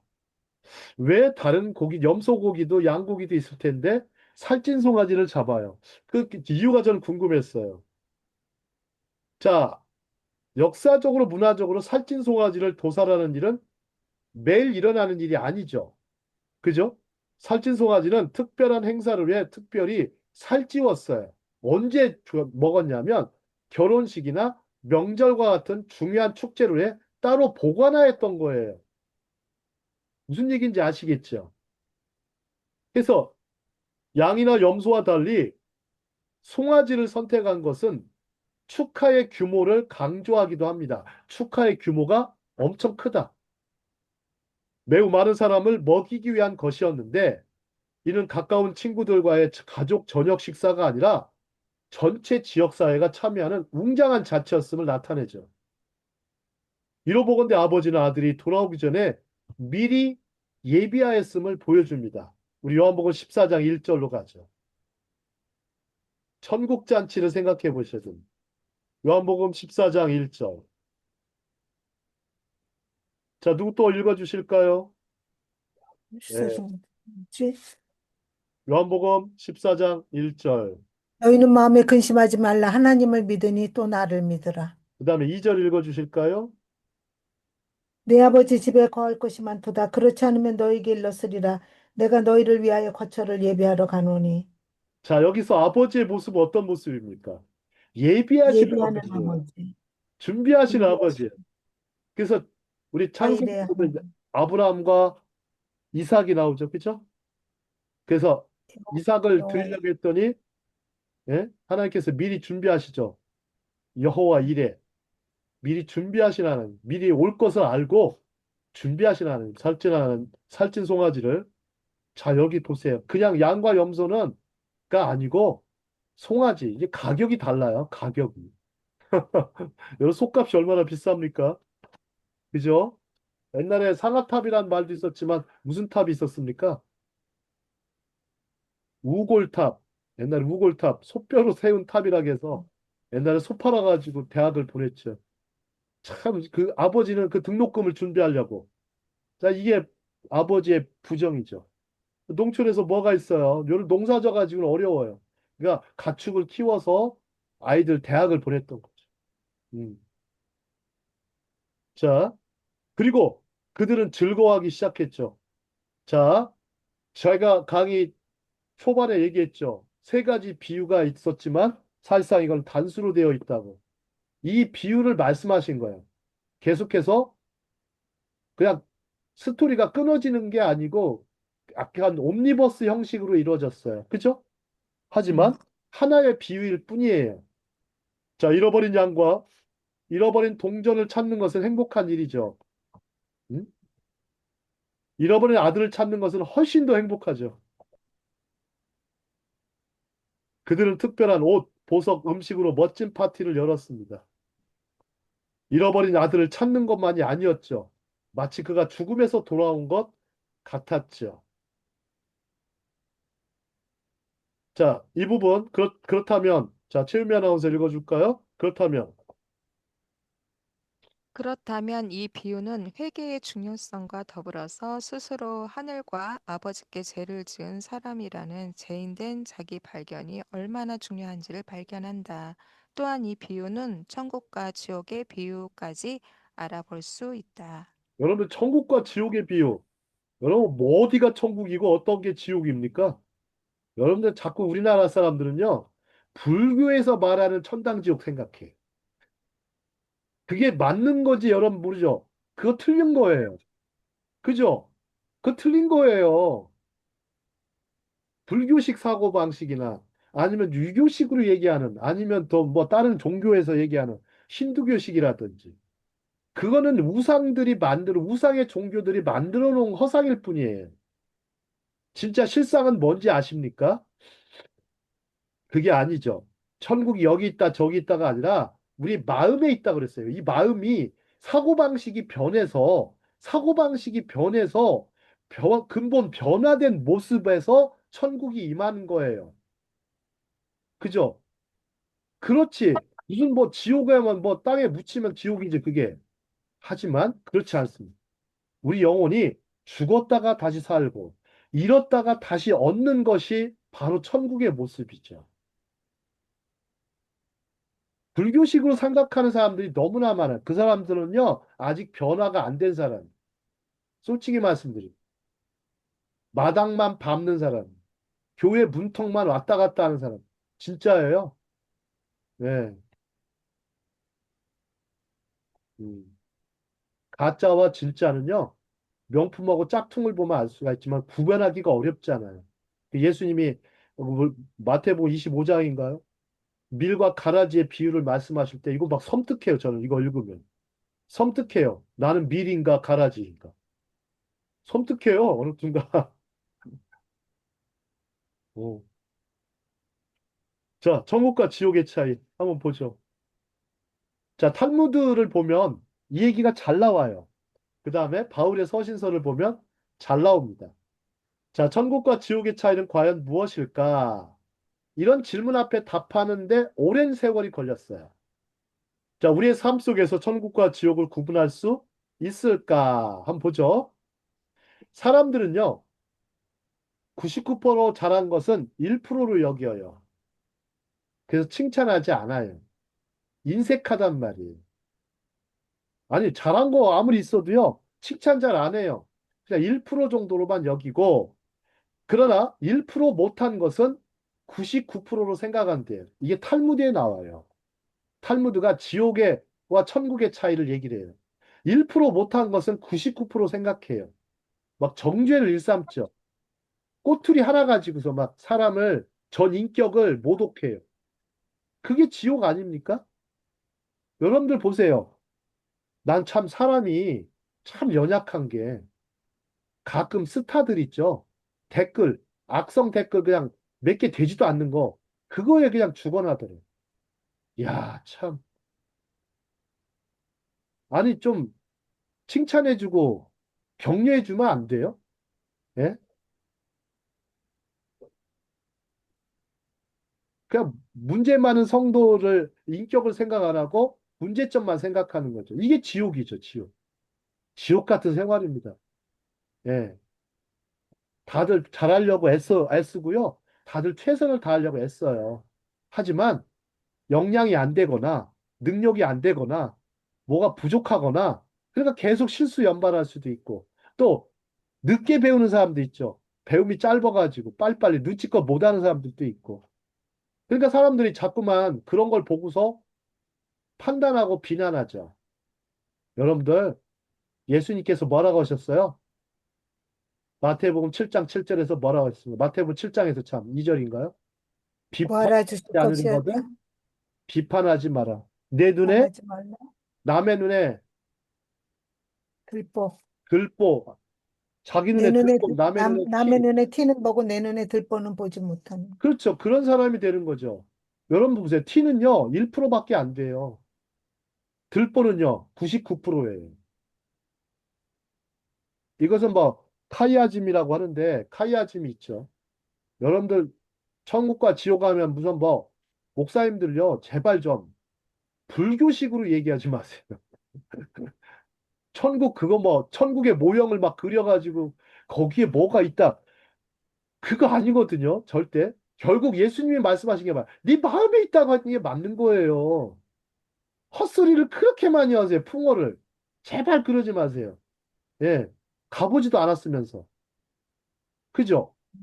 가보지도 않았는데 어떻게 알아요? 근데 가보지 않아도 알아요. 마음에 천국이 있는 사람이 있고 마음이 지옥이 있는 사람이 있다라는 거죠. 그죠? 가보지 않아도 알아요. 그 얼굴 표정만 보면 알아요. 자, 보실까요? 탕자는 비록 아버지의 재산을 허비하고 창기와 노란하며 제멋대로 살았죠. 하지만 그의 생활의 근거가 다 사라지자 아버지를 찾습니다. 그리고 아들로서의 지위를 회복하죠. 그런데 과연 여러분 생각해 보죠. 탕자의 그 이후의 삶은 무엇이었을까? 이후 어떻게 살았을까? 한번 상상을 해볼까요? 아마 아버지를 닮아서 자신도 그렇게 행동했을 것이죠. 그렇지 않습니까? Like father, like son. 그 아버지의 그 아들이죠. 천국은 아버지 하나님의 성품을 닮아가는 거죠. 결국엔 마음의 문제인 거예요. 결국에는 또 쉽게 얘기하면 지성인들이니까 사고방식이 바뀐 거죠. 인격이 바뀐 거죠. 반대로 세속적인 소원, 세상적인 열망들이 얼마나 헛되며 그리고 범사에 감사하며 내 안에 임한 하나님의 나라에 합당한 삶의 열매, 곧 성령의 열매를 맺어가는 것이 천국적인 삶인 것입니다. 여러분 장소의 개념이라고 생각하셨죠? 헬라어는요 절대 장소 개념을 하지 않아요. 원어는 하나님 나라를 장소 개념으로 여기지 않아요. 뭐로 여겨요? 자, 메모해 놓으세요. 상태로 여겨요. 상태. 변화받은 상태로 여기지 절대 장소로 여기지 않습니다. 불교식 사고방식이에요. 예.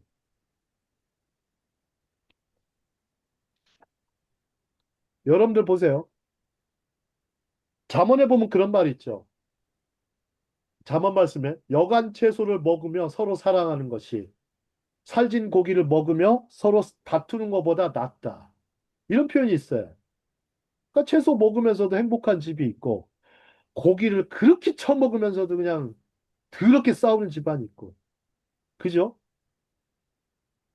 또 어떤 집은 가난한데 굉장히 행복하고, 어떤 집은 굉장히 부자인데 막 불행하고, 그런 사람도 있죠. 여러분들 천국과 지옥의 차이는 결국 어디에 있다? 마음에 있다라는 거. 마음에 있다라는 거. 그리고 변화받은 심령이 안에 있다라는 거. 여러분 기억하셔야 돼요. 변화받은 심령. 누구의 뭐의 은혜로? 하나님의 은혜로. 아버지의 사랑으로. 성령의 능력으로 변화받은 심령 안에 있다라는 거. 절대 하나님 나라는 장소 개념이 아니고 통치와 다스림의 개념입니다. 이제는요, 주님의 다스림을 받는 생활을 하는 거죠. 그래서 데살로니가전서 5장 16, 17, 18절에 항상 기뻐하라, 쉬지 말고 기도하라, 범사에 감사하라. 이는 그리스도 예수 안에 나를 향하신 너에게 주신 하나님의 뜻이니라. 아버지의 이거 다 뜻이니라. 뭡니까? 여러분이 되게 물질적이세요? 세속적이세요? 아니죠. 기뻐하라, 기도하라, 감사하라. 그런 것이 이제 변화받은 삶의 이후에 나타나는 것이죠. 성화된 삶을 또 살아가는 것이고. 자, 다음. 이제 큰아들의 원망과 원망입니다.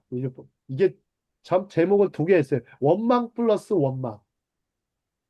아주 강조용법을 썼어요. 자, 원망과 원망과 원망. 불평. 자, 큰아들은 결코 탕자의 삶을 살지 않았죠. 작은 아들이 집에 돌아왔을 때에도 밭에서 열심히 일했어요. 굉장히 성실하고 자기 주어진 책임을 다하는 훌륭한 가장이었습니다. 자, 파티. 음악과 춤의 소리에 이끌려 그는 하인에게 동생이 집에 돌아왔다는 것을 알게 되었습니다. 여기서 원망, 그리고 또 원망을 일삼는 큰아들의 모습을 보면 마치요, 우리가 변화가 되었지만 새로운 사람들, 새롭게 들어온 사람들에 대한 냉대의 모습을 보여줘요. 소위 구신자와 새신자 사이에 분리장벽을 느끼게 해줍니다. 아파르테이트죠. 분리장벽을 느끼게 해줘요. 이거 있지 않으세요? 텃세라는 개념으로. 심하죠? 굉장히 심합니다. 예.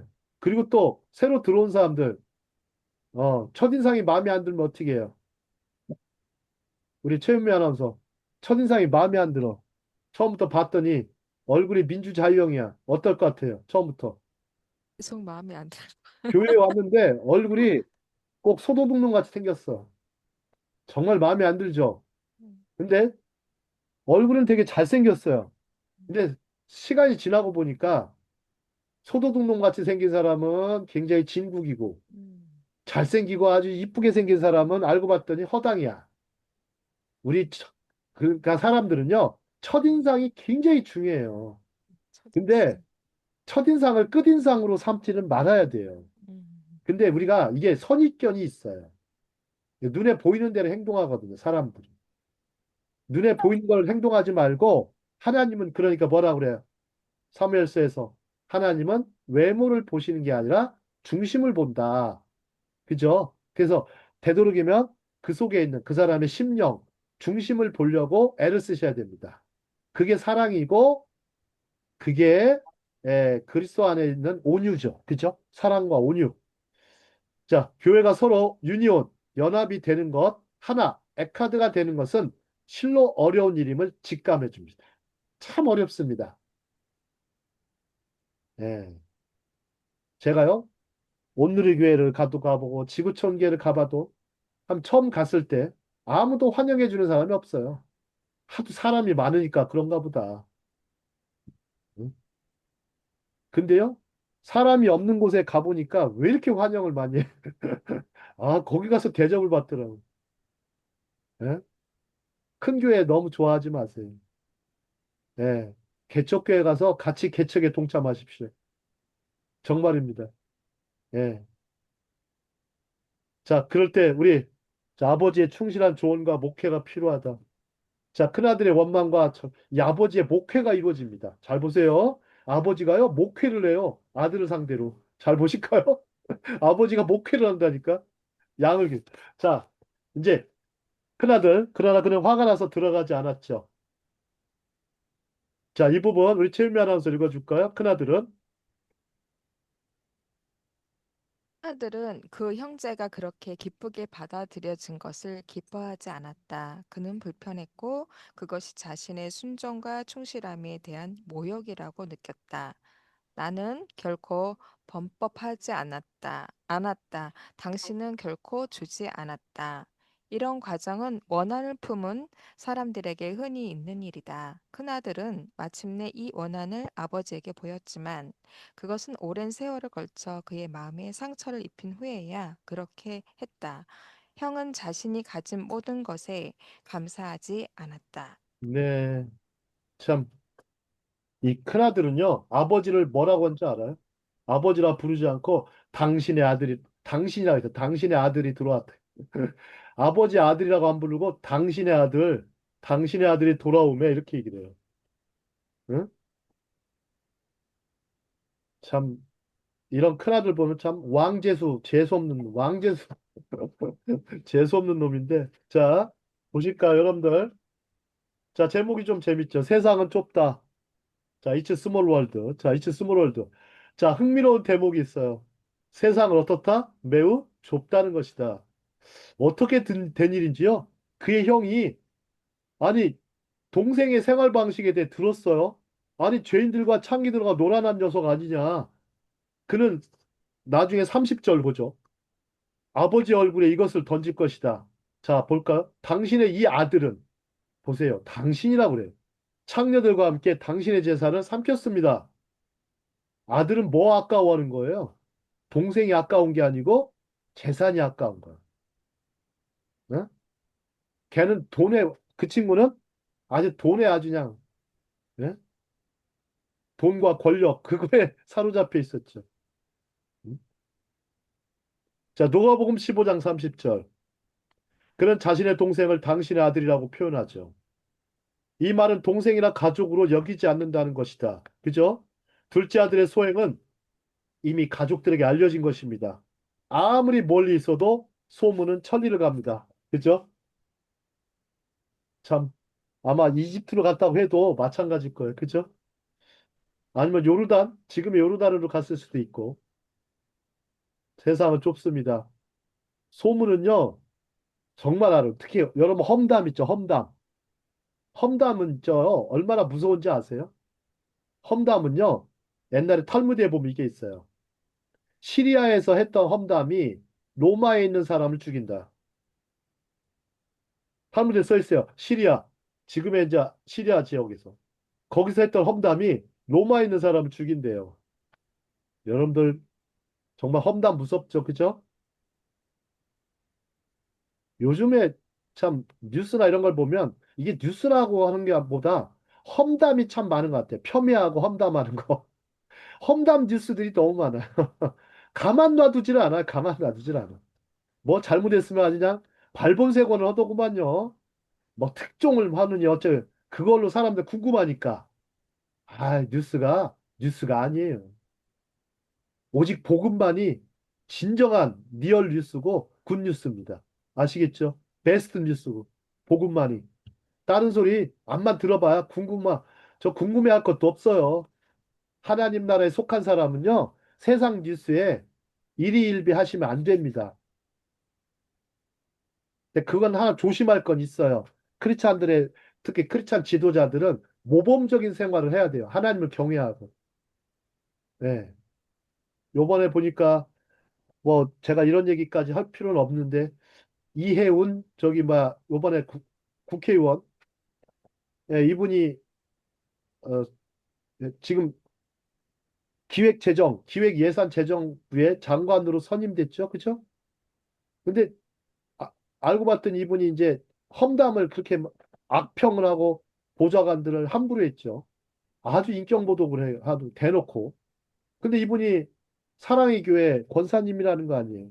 그 제가 이게 애석한 거예요, 저는. 이게 참. 그냥 정치인은 그럴 수 있다 생각을 했는데, 아니, 그냥 일반 다른 국회의원들처럼 똑같이, 아니, 똑같이도 아니죠. 아주 뭐 깜짝 놀랐어요. 아, 참 지혜롭지 못하다. 여러분들요, 지혜가 10가지가 있으면요, 탈무드에 이렇게 써 있어요. 지혜가 10가지가 있으면 9가지는 침묵이래요. 침묵. 말을 하지 않는 게 지혜예요. 10가지 이혜은 중에 씨는 9가지는 침묵이라고 합니다. 근데 죄송하지만 이혜은 씨는요, 강남에서 작은 교회 여자 목사들이 많이 도와줬어요. 많이 그이가 빠졌죠. 예, 이혜은 맞아요. 씨가 그렇게 쫓아다니면서 많이 교회들하고 접속을 많이 해서 그리고 교회에서 많이 도와줬어요. 자, 근데 근데 그렇게 보세요. 한순간에 이상한 이렇게 소리. 무너지는 거 보세요. 한순간에 참 사람이 참. 자, 우리가 자, 말 조심하고 살아야 되겠습니다. 입 조심하고 살아야 되겠어요. 자, 뭐 이런 얘기는 여기 강의에서 할 필요는 없는데 제가 어떻게 얼떨결에 하게 됐습니다. 자, 성경학자 모리스와 모건의 주장. 자, 이제 그는 이제 첫째 아들 보죠. 그는 매일 아버지의 동반자와 축복받은 가정의 사회를 누렸을 것이죠. 아버지의 사랑은 항상 그를 둘러싸고 있었고 아버지가 가진 모든 것은 그의 것이었죠. 거만하고 독선적인 사람들은 항상 자신이 받을 만한 대우를 받지 못한다고 느끼죠. 아버지 집에 있으면서도 다 누리면서도 그죠? 근데 그것은 아버지 집에 있었기 때문이죠. 만약에 첫째 아들이 집을 나갔다고 생각해 보세요. 첫째 아들도 어떻게 될 것 같으세요? 잘 됐을 것 같으세요? 못 됐을 것 같으세요? 당연히 못 되지. 당연히 못 되죠.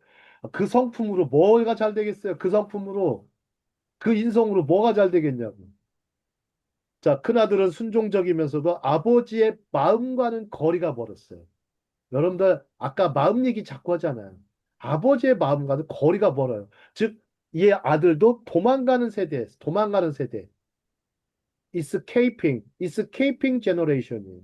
이런 의미에서 그는 아버지께 세리와 죄인을 받아들이신 것에 화가 난 종교 지도자들의 완벽한 예예요.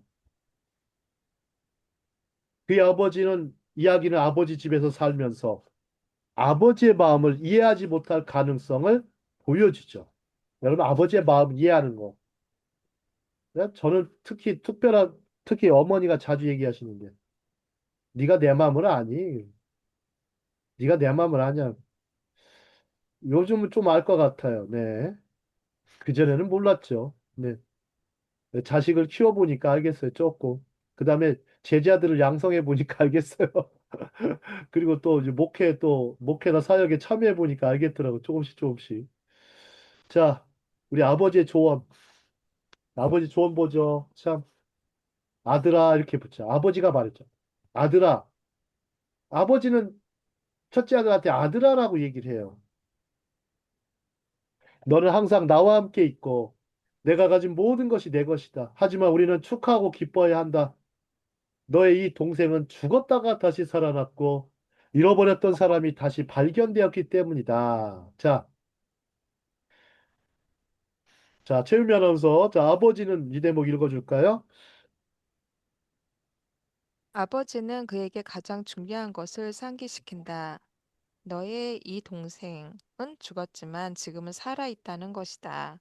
그의 동생은 재산보다 훨씬 더 가치 있었고 그는 그것을 알아야 했다. 그는 회개하고 깨어진 사람으로 돌아와 구원을 찾았는데 그것은 어떤 물질적 부보다 훨씬 더 큰 축복이었다. 그래서 나는 사랑스럽게 장남에게 동생과 함께 식탁에 앉아 교제하고 잔치를 벌이고 그의 새로운 삶을 축하하라고 권합니다. 자, 그렇죠. 아버지는 그러죠. 자, 장남한테, 야, 동생과 함께 식탁에 앉아라. 그 아버지의 식탁, 이 식탁. 자, 교제하고 잔치를 벌이고 그의 새로운 삶을 축하하라고 권합니다. 여러분들, 기독교에 우리 생각할 때, 우리 지나치게 종교적으로 생각하지 마세요. 예, 참 어린아이들 생각해 보면 기독교를 어떻게 생각할까? 어린아이들 크리스마스 때 보면 어린아이들은 기독교를 어떻게 생각하죠? 굉장히 즐겁고 아주 재밌고 축복하는 그런 어떤 종교를 인식해요. 그러니까 종교라고 받아들이지 않아요. 그냥 삶으로 받아들여요. 아이들은. 근데 좀만 커지면 자꾸 틈이 벌어져요. 벌어지면서 온갖 그 판단들이 생겨요. 잘못된 판단, 잘못된 인식을 하기 시작하죠. 막 그러면서 이제 벌어지기 시작하면 매력을 잃어버려요. 그래서 어린아이와 같은 심정을 그 호기심, 그 호기심을 유지하면 좋을 것 같아요. 그 거룩한 호기심. 그걸 유지하면 참 좋은데. 우리 속에 있는 어린아이는 다 과연 어디로 갔을까요? 예. 자, 기독교는 축제의 종교입니다. 요한복음 2장에 보면 예수께서는 물을 포도주로 바꾸시죠. H2O를 C2H5OH로 바꿉니다. 자, 그렇게 바꾸시는데, 예. 자, 그러면서 예수님께서는 이게 함께 즐기고 교제하고 잔치를 벌이죠. 자, 이런 모습을 보면 우리가 우리의 모습이 이래야 되는데 자꾸만 이상하게 의식을 치르고 막 거기에 맞춰가지고 온갖 형식과 틀을 만들어가지고 사람들 거기에 집어넣고 그리고 어떻게 하나 그걸 또 쳐다보고 또 잘못하면 정죄하고 그렇다 잘했다고 하면 또 칭찬도 잘 안 하고 예? 그렇죠? 이게 자기의예요. 자기의. 자기의에서 나오는 거예요. 자, 큰아들의 자기의로움, 자기의 볼까요? 여러분들 이거 보죠. 자격감각이라는 말이 있어요. 여러분, 자격감각. 큰아들은 자격지심과 독선적인 태도를 보이죠. 그는 수년간의 충성심과 노력에 대한 보상을 받아야 한다고 생각하며 회개한 동생에 대한 아버지의 은혜를 원망하죠. 이러한 태도는 은혜와 자비의 중요성을 간과하고 선행만으로 하나님의 은혜를 받을 수 있다는 믿음을 반영해요. 그죠? 그렇지 않습니까? 여러분 이제 행위로 구원 못 받는 거 아시죠? 알지만 마치 행위를 해야 될 것 같아. 선행을 해야 될 것 같아요. 그렇게 착각하죠. 좀 못하면 어떻습니까? 선행 못하면 어때요? 교회에서 일 안 하면 어떻습니까? 말씀만 잘 들어도 얼마나 감사해요. 말씀만 잘 듣고 가라. 예? 자격 감각이 자격지심이 있었고 독선적이었어요. 그 다음에 동정심 부족. 공감을 할 수가 없었어요. 동정심 부족. 자, 축하 행사에 참여하지 않는 그의 모습은 연민과 공감 능력의 부족함을 드러냈죠. 그는 자신이 인지한 불의에 집중하고 있기 때문에 동생의 불의, 동생의 죄악에 집중하고 있기 때문에 형의 형의 기환이 아니죠. 동생이죠. 동생의 기환을 기뻐할 수 없었죠. 동생이라고 바꿔주세요. 이것은 용서와 화해의 기쁨에 눈을 멀게 하는 자기 의로움의 위험을 강조합니다. 자기 의에 사로잡혔어. 자, 그 다음에 또 뭐가 있습니까? 괴로움과 질투. 괴로움과 질투. 괴로움과 질투가 있었어요. 그 다음에 또 무엇이 또 있어요? 격리, 분리. 자, 이 부분도 최윤면하면서 자, 씩씩하게 읽어주십시오. 그의 분노는 그의 분노는 그를 가족 축하 행사에서 고립시켜 부정적인 감정을 품는 것이 공동체와 기쁨으로부터 우리를 어떻게 분리시킬 수 있는지 상징합니다.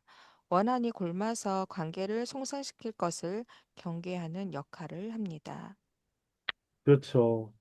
보니까 원한이 골마버렸던 것 같아요. 난 뭐 표현이 좀 맞는지 모르겠는데 원한이 골마서 관계를 손상시키는 것을 경계하는 역할을 한다 이렇게 했는데 공동체와 이 기쁨으로부터 우리를 분리한다 이렇게 얘기를 했어요.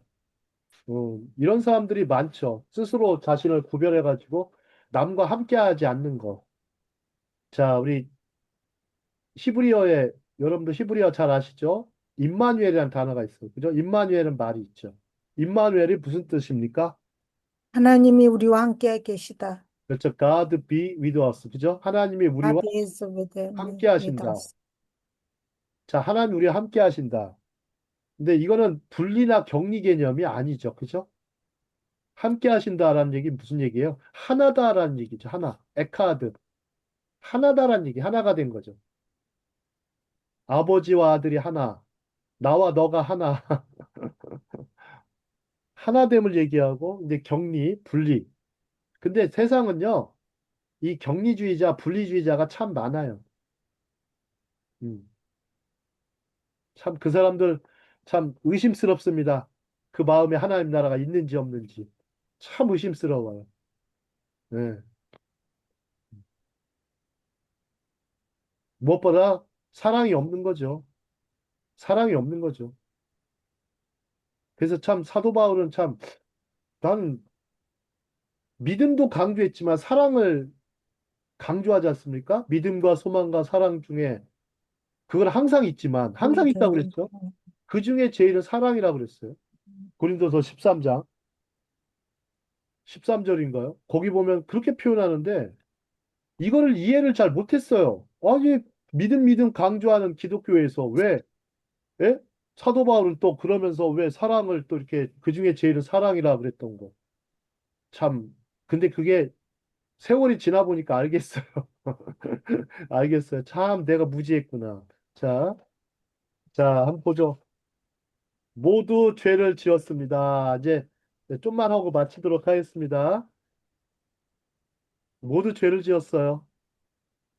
자, 내가 너에게 이르노니 이와 같이 하늘에서는 회개하는 죄인 한 사람을 두고 회개할 필요가 없는 의인 99명을 두고 기뻐하는 것보다 더 기뻐하리라. 자, 이른 양 하나, 이른 드라크마 하나, 이른 둘째 아들 하나. 자, 아버지께서는 두 아들들의 허물을 탓하지 않으셨죠. 도덕적이고 율법적인 판단을 유보했습니다. 판단은 나중에 미뤄요. 도리어 이 부분 같이 보죠. 사랑은 모든 허다한 허물을 덮는다는 것을 보여주셨다. 사랑은 모든 허물을 덮는다. 허다한 허물을 덮는다.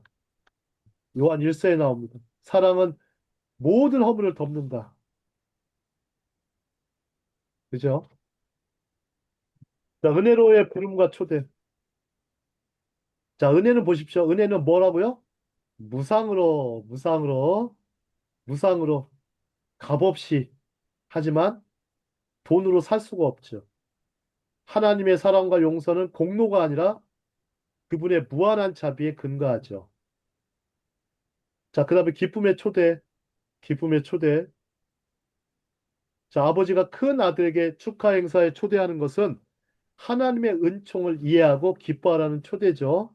자기 의와 분노를 넘어 화해의 기쁨과 하나님의 사랑의 포용성을 받아들이라는 부름이죠. 여러분들 기독교가 어떤 건지 여러분 잘 생각을 다시 해보십시오. 기독교는요, 죄인들을 영접하고 함께 먹는다. 정의, 기독교의 정의. 제가 그랬죠. 기독교는 배우는 게 아니고 사로잡히는 거라고. 여기에는 식탁이 있어요. 식탁. 그리스도와 함께한 식탁. 임마누엘과 함께하는, 임마누엘 왕자와 함께하는 식탁. 자, 이 참, 누가복음 15장 1, 2절에 이 대목이 참 인상적이었어요, 저는. 바리새인들과 율법학자 중얼거렸죠. 이 사람은 죄인들을 영접하고 그들과 함께 먹는다. 이 사람이 누굽니까?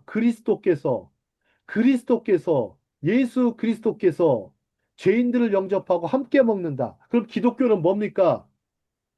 기독교는 죄인들을 영접하고 그들과 함께 먹는 거.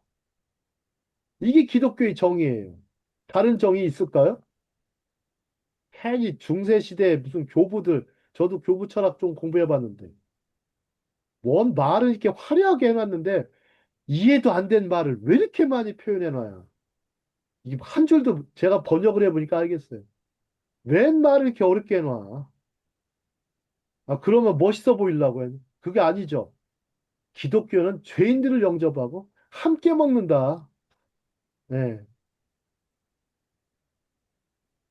이게 기독교의 본질이고 기독교의 실상입니다. 잘 모르는 사람 가르쳐 주십시오. 잘 모르는 기독교는 뭐냐? 죄인들을 영접하고 함께 먹는 것이다. 여러분들요. 우리나라에 그 유명한 시인 한 분이 계신데 노벨상 후보를 7번인가 올라갔던 분이 있어요. 지금은 좀, 뭐, 하지만 그분이 이 세상에서 제일 아름다운 게 뭐냐고 했을 때 뭐라고 표현한지 아세요? 이 세상에서 가장 아름다운 게 뭐냐? 사랑하는 사람들이 마주 앉아 밥을 먹는 게 가장 아름답다. 이분이 뭐 약간 성추행 문제로 고민을 했지만 그 시만큼은 참 너무 압권이에요. 저긴가 보다. 그 누구지? 고은 시인, 성추행 문제 고은 시인, 남자, 에? 고은 시인, 고은 시인. 고은 씨. 예, 이 예. 고은 세상에서 가장 씨가 아름다운 게 뭐냐? 시가 대단해. 무제시편에서 나오죠. 무제시편이란 책에서 시집에서 사랑하는 사람과 마주 앉아 밥을 먹는 게 제일 아름답대요. 밥을 먹어가면서 얘기하는 거. 그게 아름답다라는 거예요. 평생을. 그 식탁이죠, 식탁. 그죠? 이 뭐가 아름다워요? 뭐 꽃이 아름답다, 뭐 별이 아름답다, 뭐 이렇게 말하기, 뭐 아름다운 사람이 이렇게 표현할 수 있겠지만 그렇지 않아요. 진짜 아름다운 건 거기 있어요. 기독교의 기독교의 아름다움, 기독교의 그 미학은요, 죄인들을 영접하고 그들과 함께 즐겁게 먹는 거. 예, 그죠? 애찬이라고 하죠, 그거. 자, 그 다음에 이제 뭐 다 됐습니다. 유대인의 퍼스펙티브. 이 비유에 나오는 두 아들은요, 이스라엘 두 집입니다. 자, 넓게 보세요. 자, 유다 집과 에브라임 집을 상징하죠. 자, 유다 지파하고 나머지 에브라임이 있었는데, 유다는 남유다고요. 에브라임은 북이스라엘이에요. 둘이 이제 분리돼 있었죠. 그죠? 둘이 분리돼 있었어요. 원래는 야곱의 아들들이에요. 다 아들이고 야곱의 지파들이에요. 하지만 서로 분리됐죠. 그죠? 분리됐어요. 자, 북이스라엘은 여러분 생각하시면 사마리아 여인을 잘 생각해 보세요. 사마리아. 예수님께서는 사마리아 여인을 만나 주셔서 그다음에 유대인으로서 사마리아 여인을 만나 주셔서 둘이 하나가 되도록 하셨죠. 그죠? 둘이 하나가 되게 하셨어요. 통일되게. 뭘로? 십자가로. 십자가로 하나가 되게 샬롬을 이루게 하셨어요. 그래서 이 비유는요. 요 비유와 관련돼요. 에브라임 집은 이스라엘과 유다 집은 이스라엘이고 에브라임의 집은요. 요셉 집으로 알려져 있어요. 요셉 집이에요. 아버지의 두 아들은 선지자들 전체에서 이스라엘의 두 집으로 분명히 구별되죠. 요 얘기예요. 좀 여러분 확대해 보시면. 그 다음에 둘째가 집을 나가죠. 요건 뭐냐면 어린아들이 아버지의 집을 떠난 것은 열왕기상 11장에 묘사돼 있어요. 그때 열왕기상 자 솔로몬의 아들이 르호보암이죠. 그죠? 여로보암. 그 다음에 르호보암 서로 르호보암하고 두 보암들이 서로 나눠졌어요. 그래서 이것은 이스라엘의 연합된 집의 종말의 시작을 나타내요. 자, 어쨌든 이스라엘의 북쪽 지파 에브라임 어린 아들이죠. 둘째 아들은 아버지의 집을 떠나요. 유대 땅을 떠나서 북이스라엘로 가죠. 즉시 우상 숭배 생활에 들어가게 됩니다. 열왕기상 12장을 보시면 이게 뭐예요? 기본적으로 주이시니스, 즉 유대인성을 잃어버린 거예요. 아이덴티티를. 주이시 아이덴티티를 잃어버려요. 그래서 유대교의 전형을 잃어버린 모습인데 이렇게까지 해석하는 학자도 있어요. 그 다음에 허랑방탕하고 낭비 그리고 기근 여기도 보시죠. 여기도 마찬가지예요. 음? 아모스 선지자는요. 아모스 선지자는 북이스라엘의 모습이 마치 뭐냐면 아주 기근의 상태를 얘기해요. 흉년 들고 기근의 상태. 그래서 이들은 문자 그대로 빵과 물의 기근이 아니라 주님의 말씀을 듣는 기근, 듣지 않는 기근을 얘기를 해요. 자, 요셉의 형제들 생각해 보죠. 아까 요셉 얘기했죠. 기근이 왔을 때 어떻게 됐어요? 기근이 왔을 때. 이집트로 이들의 돌아가요. 혈실상이 나타났죠. 배고파 보고 굶주려 보니까 풍족한 이집트에 가게 됐고 이집트에서 누굴 만나게 된 거예요? 결국 요셉을 요새 만나게 됐고 요셉이 은혜를 베풀죠. 그죠? 용서와 은혜를 베풉니다. 이거는 어떤 거예요? 마치 누구의 모습 같아요? 하나님 아버지의 모습, 마음을 닮아 있죠. 그죠? 그 모습으로 자, 여러분들 보세요. 외적인 기근이 도리어 내적인 기근을 가져왔다. 외적인 기근이요, 내적인 기근까지 가져와요. 그래야 돌이킴의 순간이 찾아옵니다. 여러분, 회개한 사람들 보세요. 보면 이런 모습을 볼 수 있어요. 탕자 이야기와 구약의 야곱과 요셉의 재회. 제가 앞에서 다 설명 다 했어요. 설명 다 했어요. 세스 포스텔이라는 이스라엘 대학 학장이 쓴 글도 있지만, 자, 이거 너무나 닮아 있죠. 너무나 닮아 있어요. 너무나 닮아 있어요. 그 예수님의 비유가 그냥 나온 게 아니라는 거를. 그죠? 제가 유대 배경사를 많이는 아니지만, 유대 배경사를 그래도 하고 성서 지리, 역사 고고까지 공부를 해보니까, 아, 성경이 그냥 읽혀지지 않아요. 근데 그걸 알고 나니까 읽혀지니까 참 즐거워요. 성경 가르치는 일이 참 세상에서 제일 즐거운 가르침이다. 예? 전 영어 강의를 참 오래 했는데, 히브리어도 강의했지만, 헬라어도 강의했습니다. 하는데, 그것보다 이 성경을 가르칠 때가 제일 즐겁습니다. 예? 미처 깨닫지 못한 사람들한테 나누어 줄 때가 즐거워요. 자, 이제 마치겠습니다. 상자, 야곱, 요셉, 그리고 형들. 이제, 자, 이 비유에서 형언할 수 없는 아버지의 기쁨과 야곱이 요셉을 죽음에서 다시 맞이했을 때의 기쁨을 비교하죠. 이상하게도 랍비 예수야께서는 요셉과 탕자의 기쁨을 비교합니다.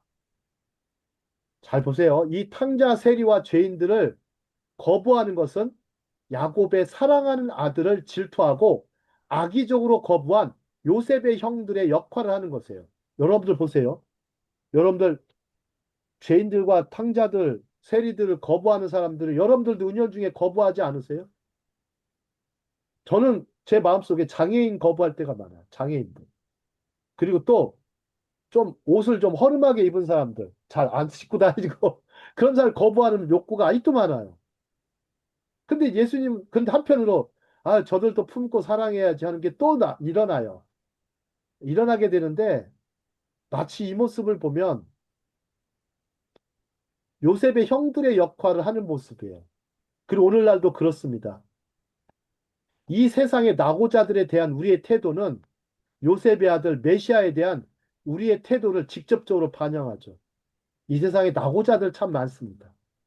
실패자, 패배자, 낙심한 사람들, 좌절하는 사람들, 절망하는 사람들, 우울한 사람들, 병든 사람들 너무나 많아요. 병원에 가면 그냥 깔렸어요. 깔렸어. 병원에 안 가도 깔려 있어요. 거리를 다녀도. 저희 집에도 있어요. 네, 저를 포함해서.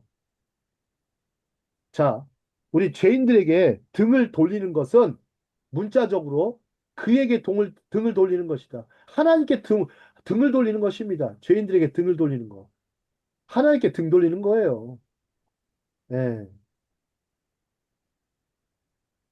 잘난 척하고 사는 거죠. 잘난 척하고 사는 거죠.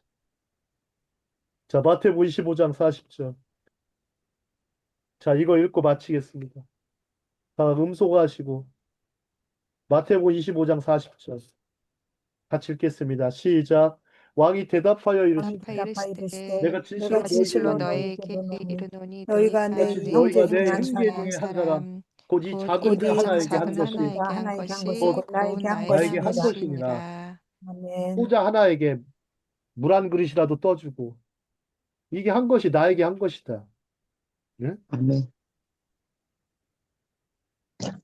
선교사분들 얘기가 하는 게 좀 재밌어요. 이슬람 선교사 평생에 몇 명 했냐고 그랬더니 이 제가 아는 선교사님 중에 한 분은 평생에 7명 했대. 7명. 40년간 선교를 했는데요. 7명 결신했대요. 근데요. 아마 그분이 아시아 다른 나라 갔었으면 아마 한 7천 명, 7만 명 이상 하셨겠죠. 그죠? 근데 7명 선교하고서 그냥 세상을 떠났어요. 이분은 선교사님은. 평생에 그다음에 온갖 테러의 위협에 시달리고 참. 근데 그분이 마지막 했던 말은 그거였어요. 아버지의 사랑이었어요. 아버지의 사랑. 자, 아버지의 사랑. 네? 그게 아니었다면 선교사 벌써 때려쳤대.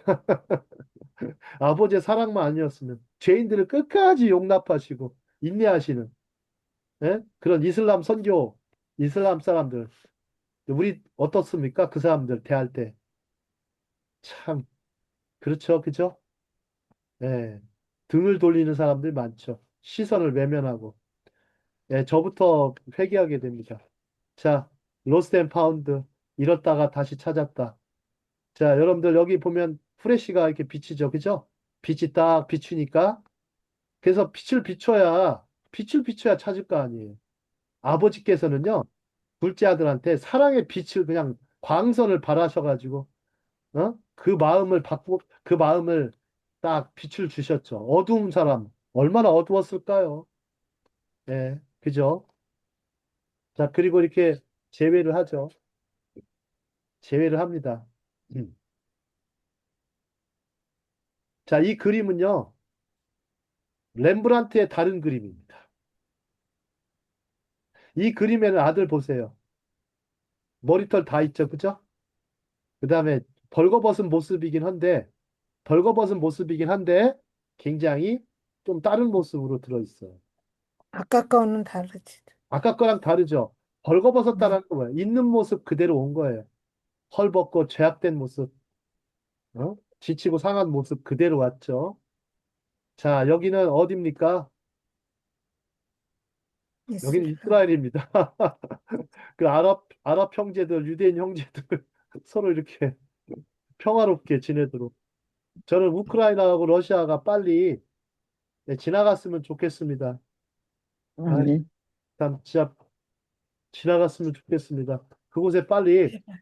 속히 평화가 오기를, 무엇보다 그리스도의 평화가 오기를 바랍니다. 그냥 세상이 말하는 그런 평화 말고 하늘에서 내려오는 그 평화가 임하길 바랍니다. 그리고 그 지도자들은 빨리 죽었으면 좋겠어요. 빨리 사라졌으면 좋겠어요. 예. 그- 도대체 왜 살아? 제발. 사람을 죽여가면서. 그저 아이고, 파괴하면서 왜 그러냐. 응. 살인자들. 지구의 3분의 1은 죽는 것 같아, 정말. 성경에 나온 대로 3분의 1은 죽는 것 같아. 맞아요. 아이고, 비군으로 너무 많이 죽고, 죽으니. 예, 전쟁으로 죽고, 환란으로 죽고. 너무 많이 죽으니까. 네. 지금은 계시록 시대입니다. 계시록 시대예요. 정말 말세 지말의 시대가 왔는데, 이럴 때일수록 우리가 뭘 해야 됩니까? 근신하며 말씀으로 Back to the 사랑하며, Bible. 그죠? 근신하며 사랑하며 능력을 우리 디모데서 말씀처럼 1장 Back 7절 to the Bible. 말씀처럼 자, 사랑하며 하나님 우리 주신 것은 근신하며 사랑하며 또 능력을 주셨다고 하셨으니까 우리가 주신 것들을 잘 특히 무엇보다 무슨 일이든 사랑으로서 하는 거 그게 우리의 소명이자 사명이라고 생각합니다. 자, 오늘 강의는 아멘. 에, 여기까지 하도록 하겠습니다. 장시간 듣느라고 고생 많으셨습니다. 수고하셨습니다.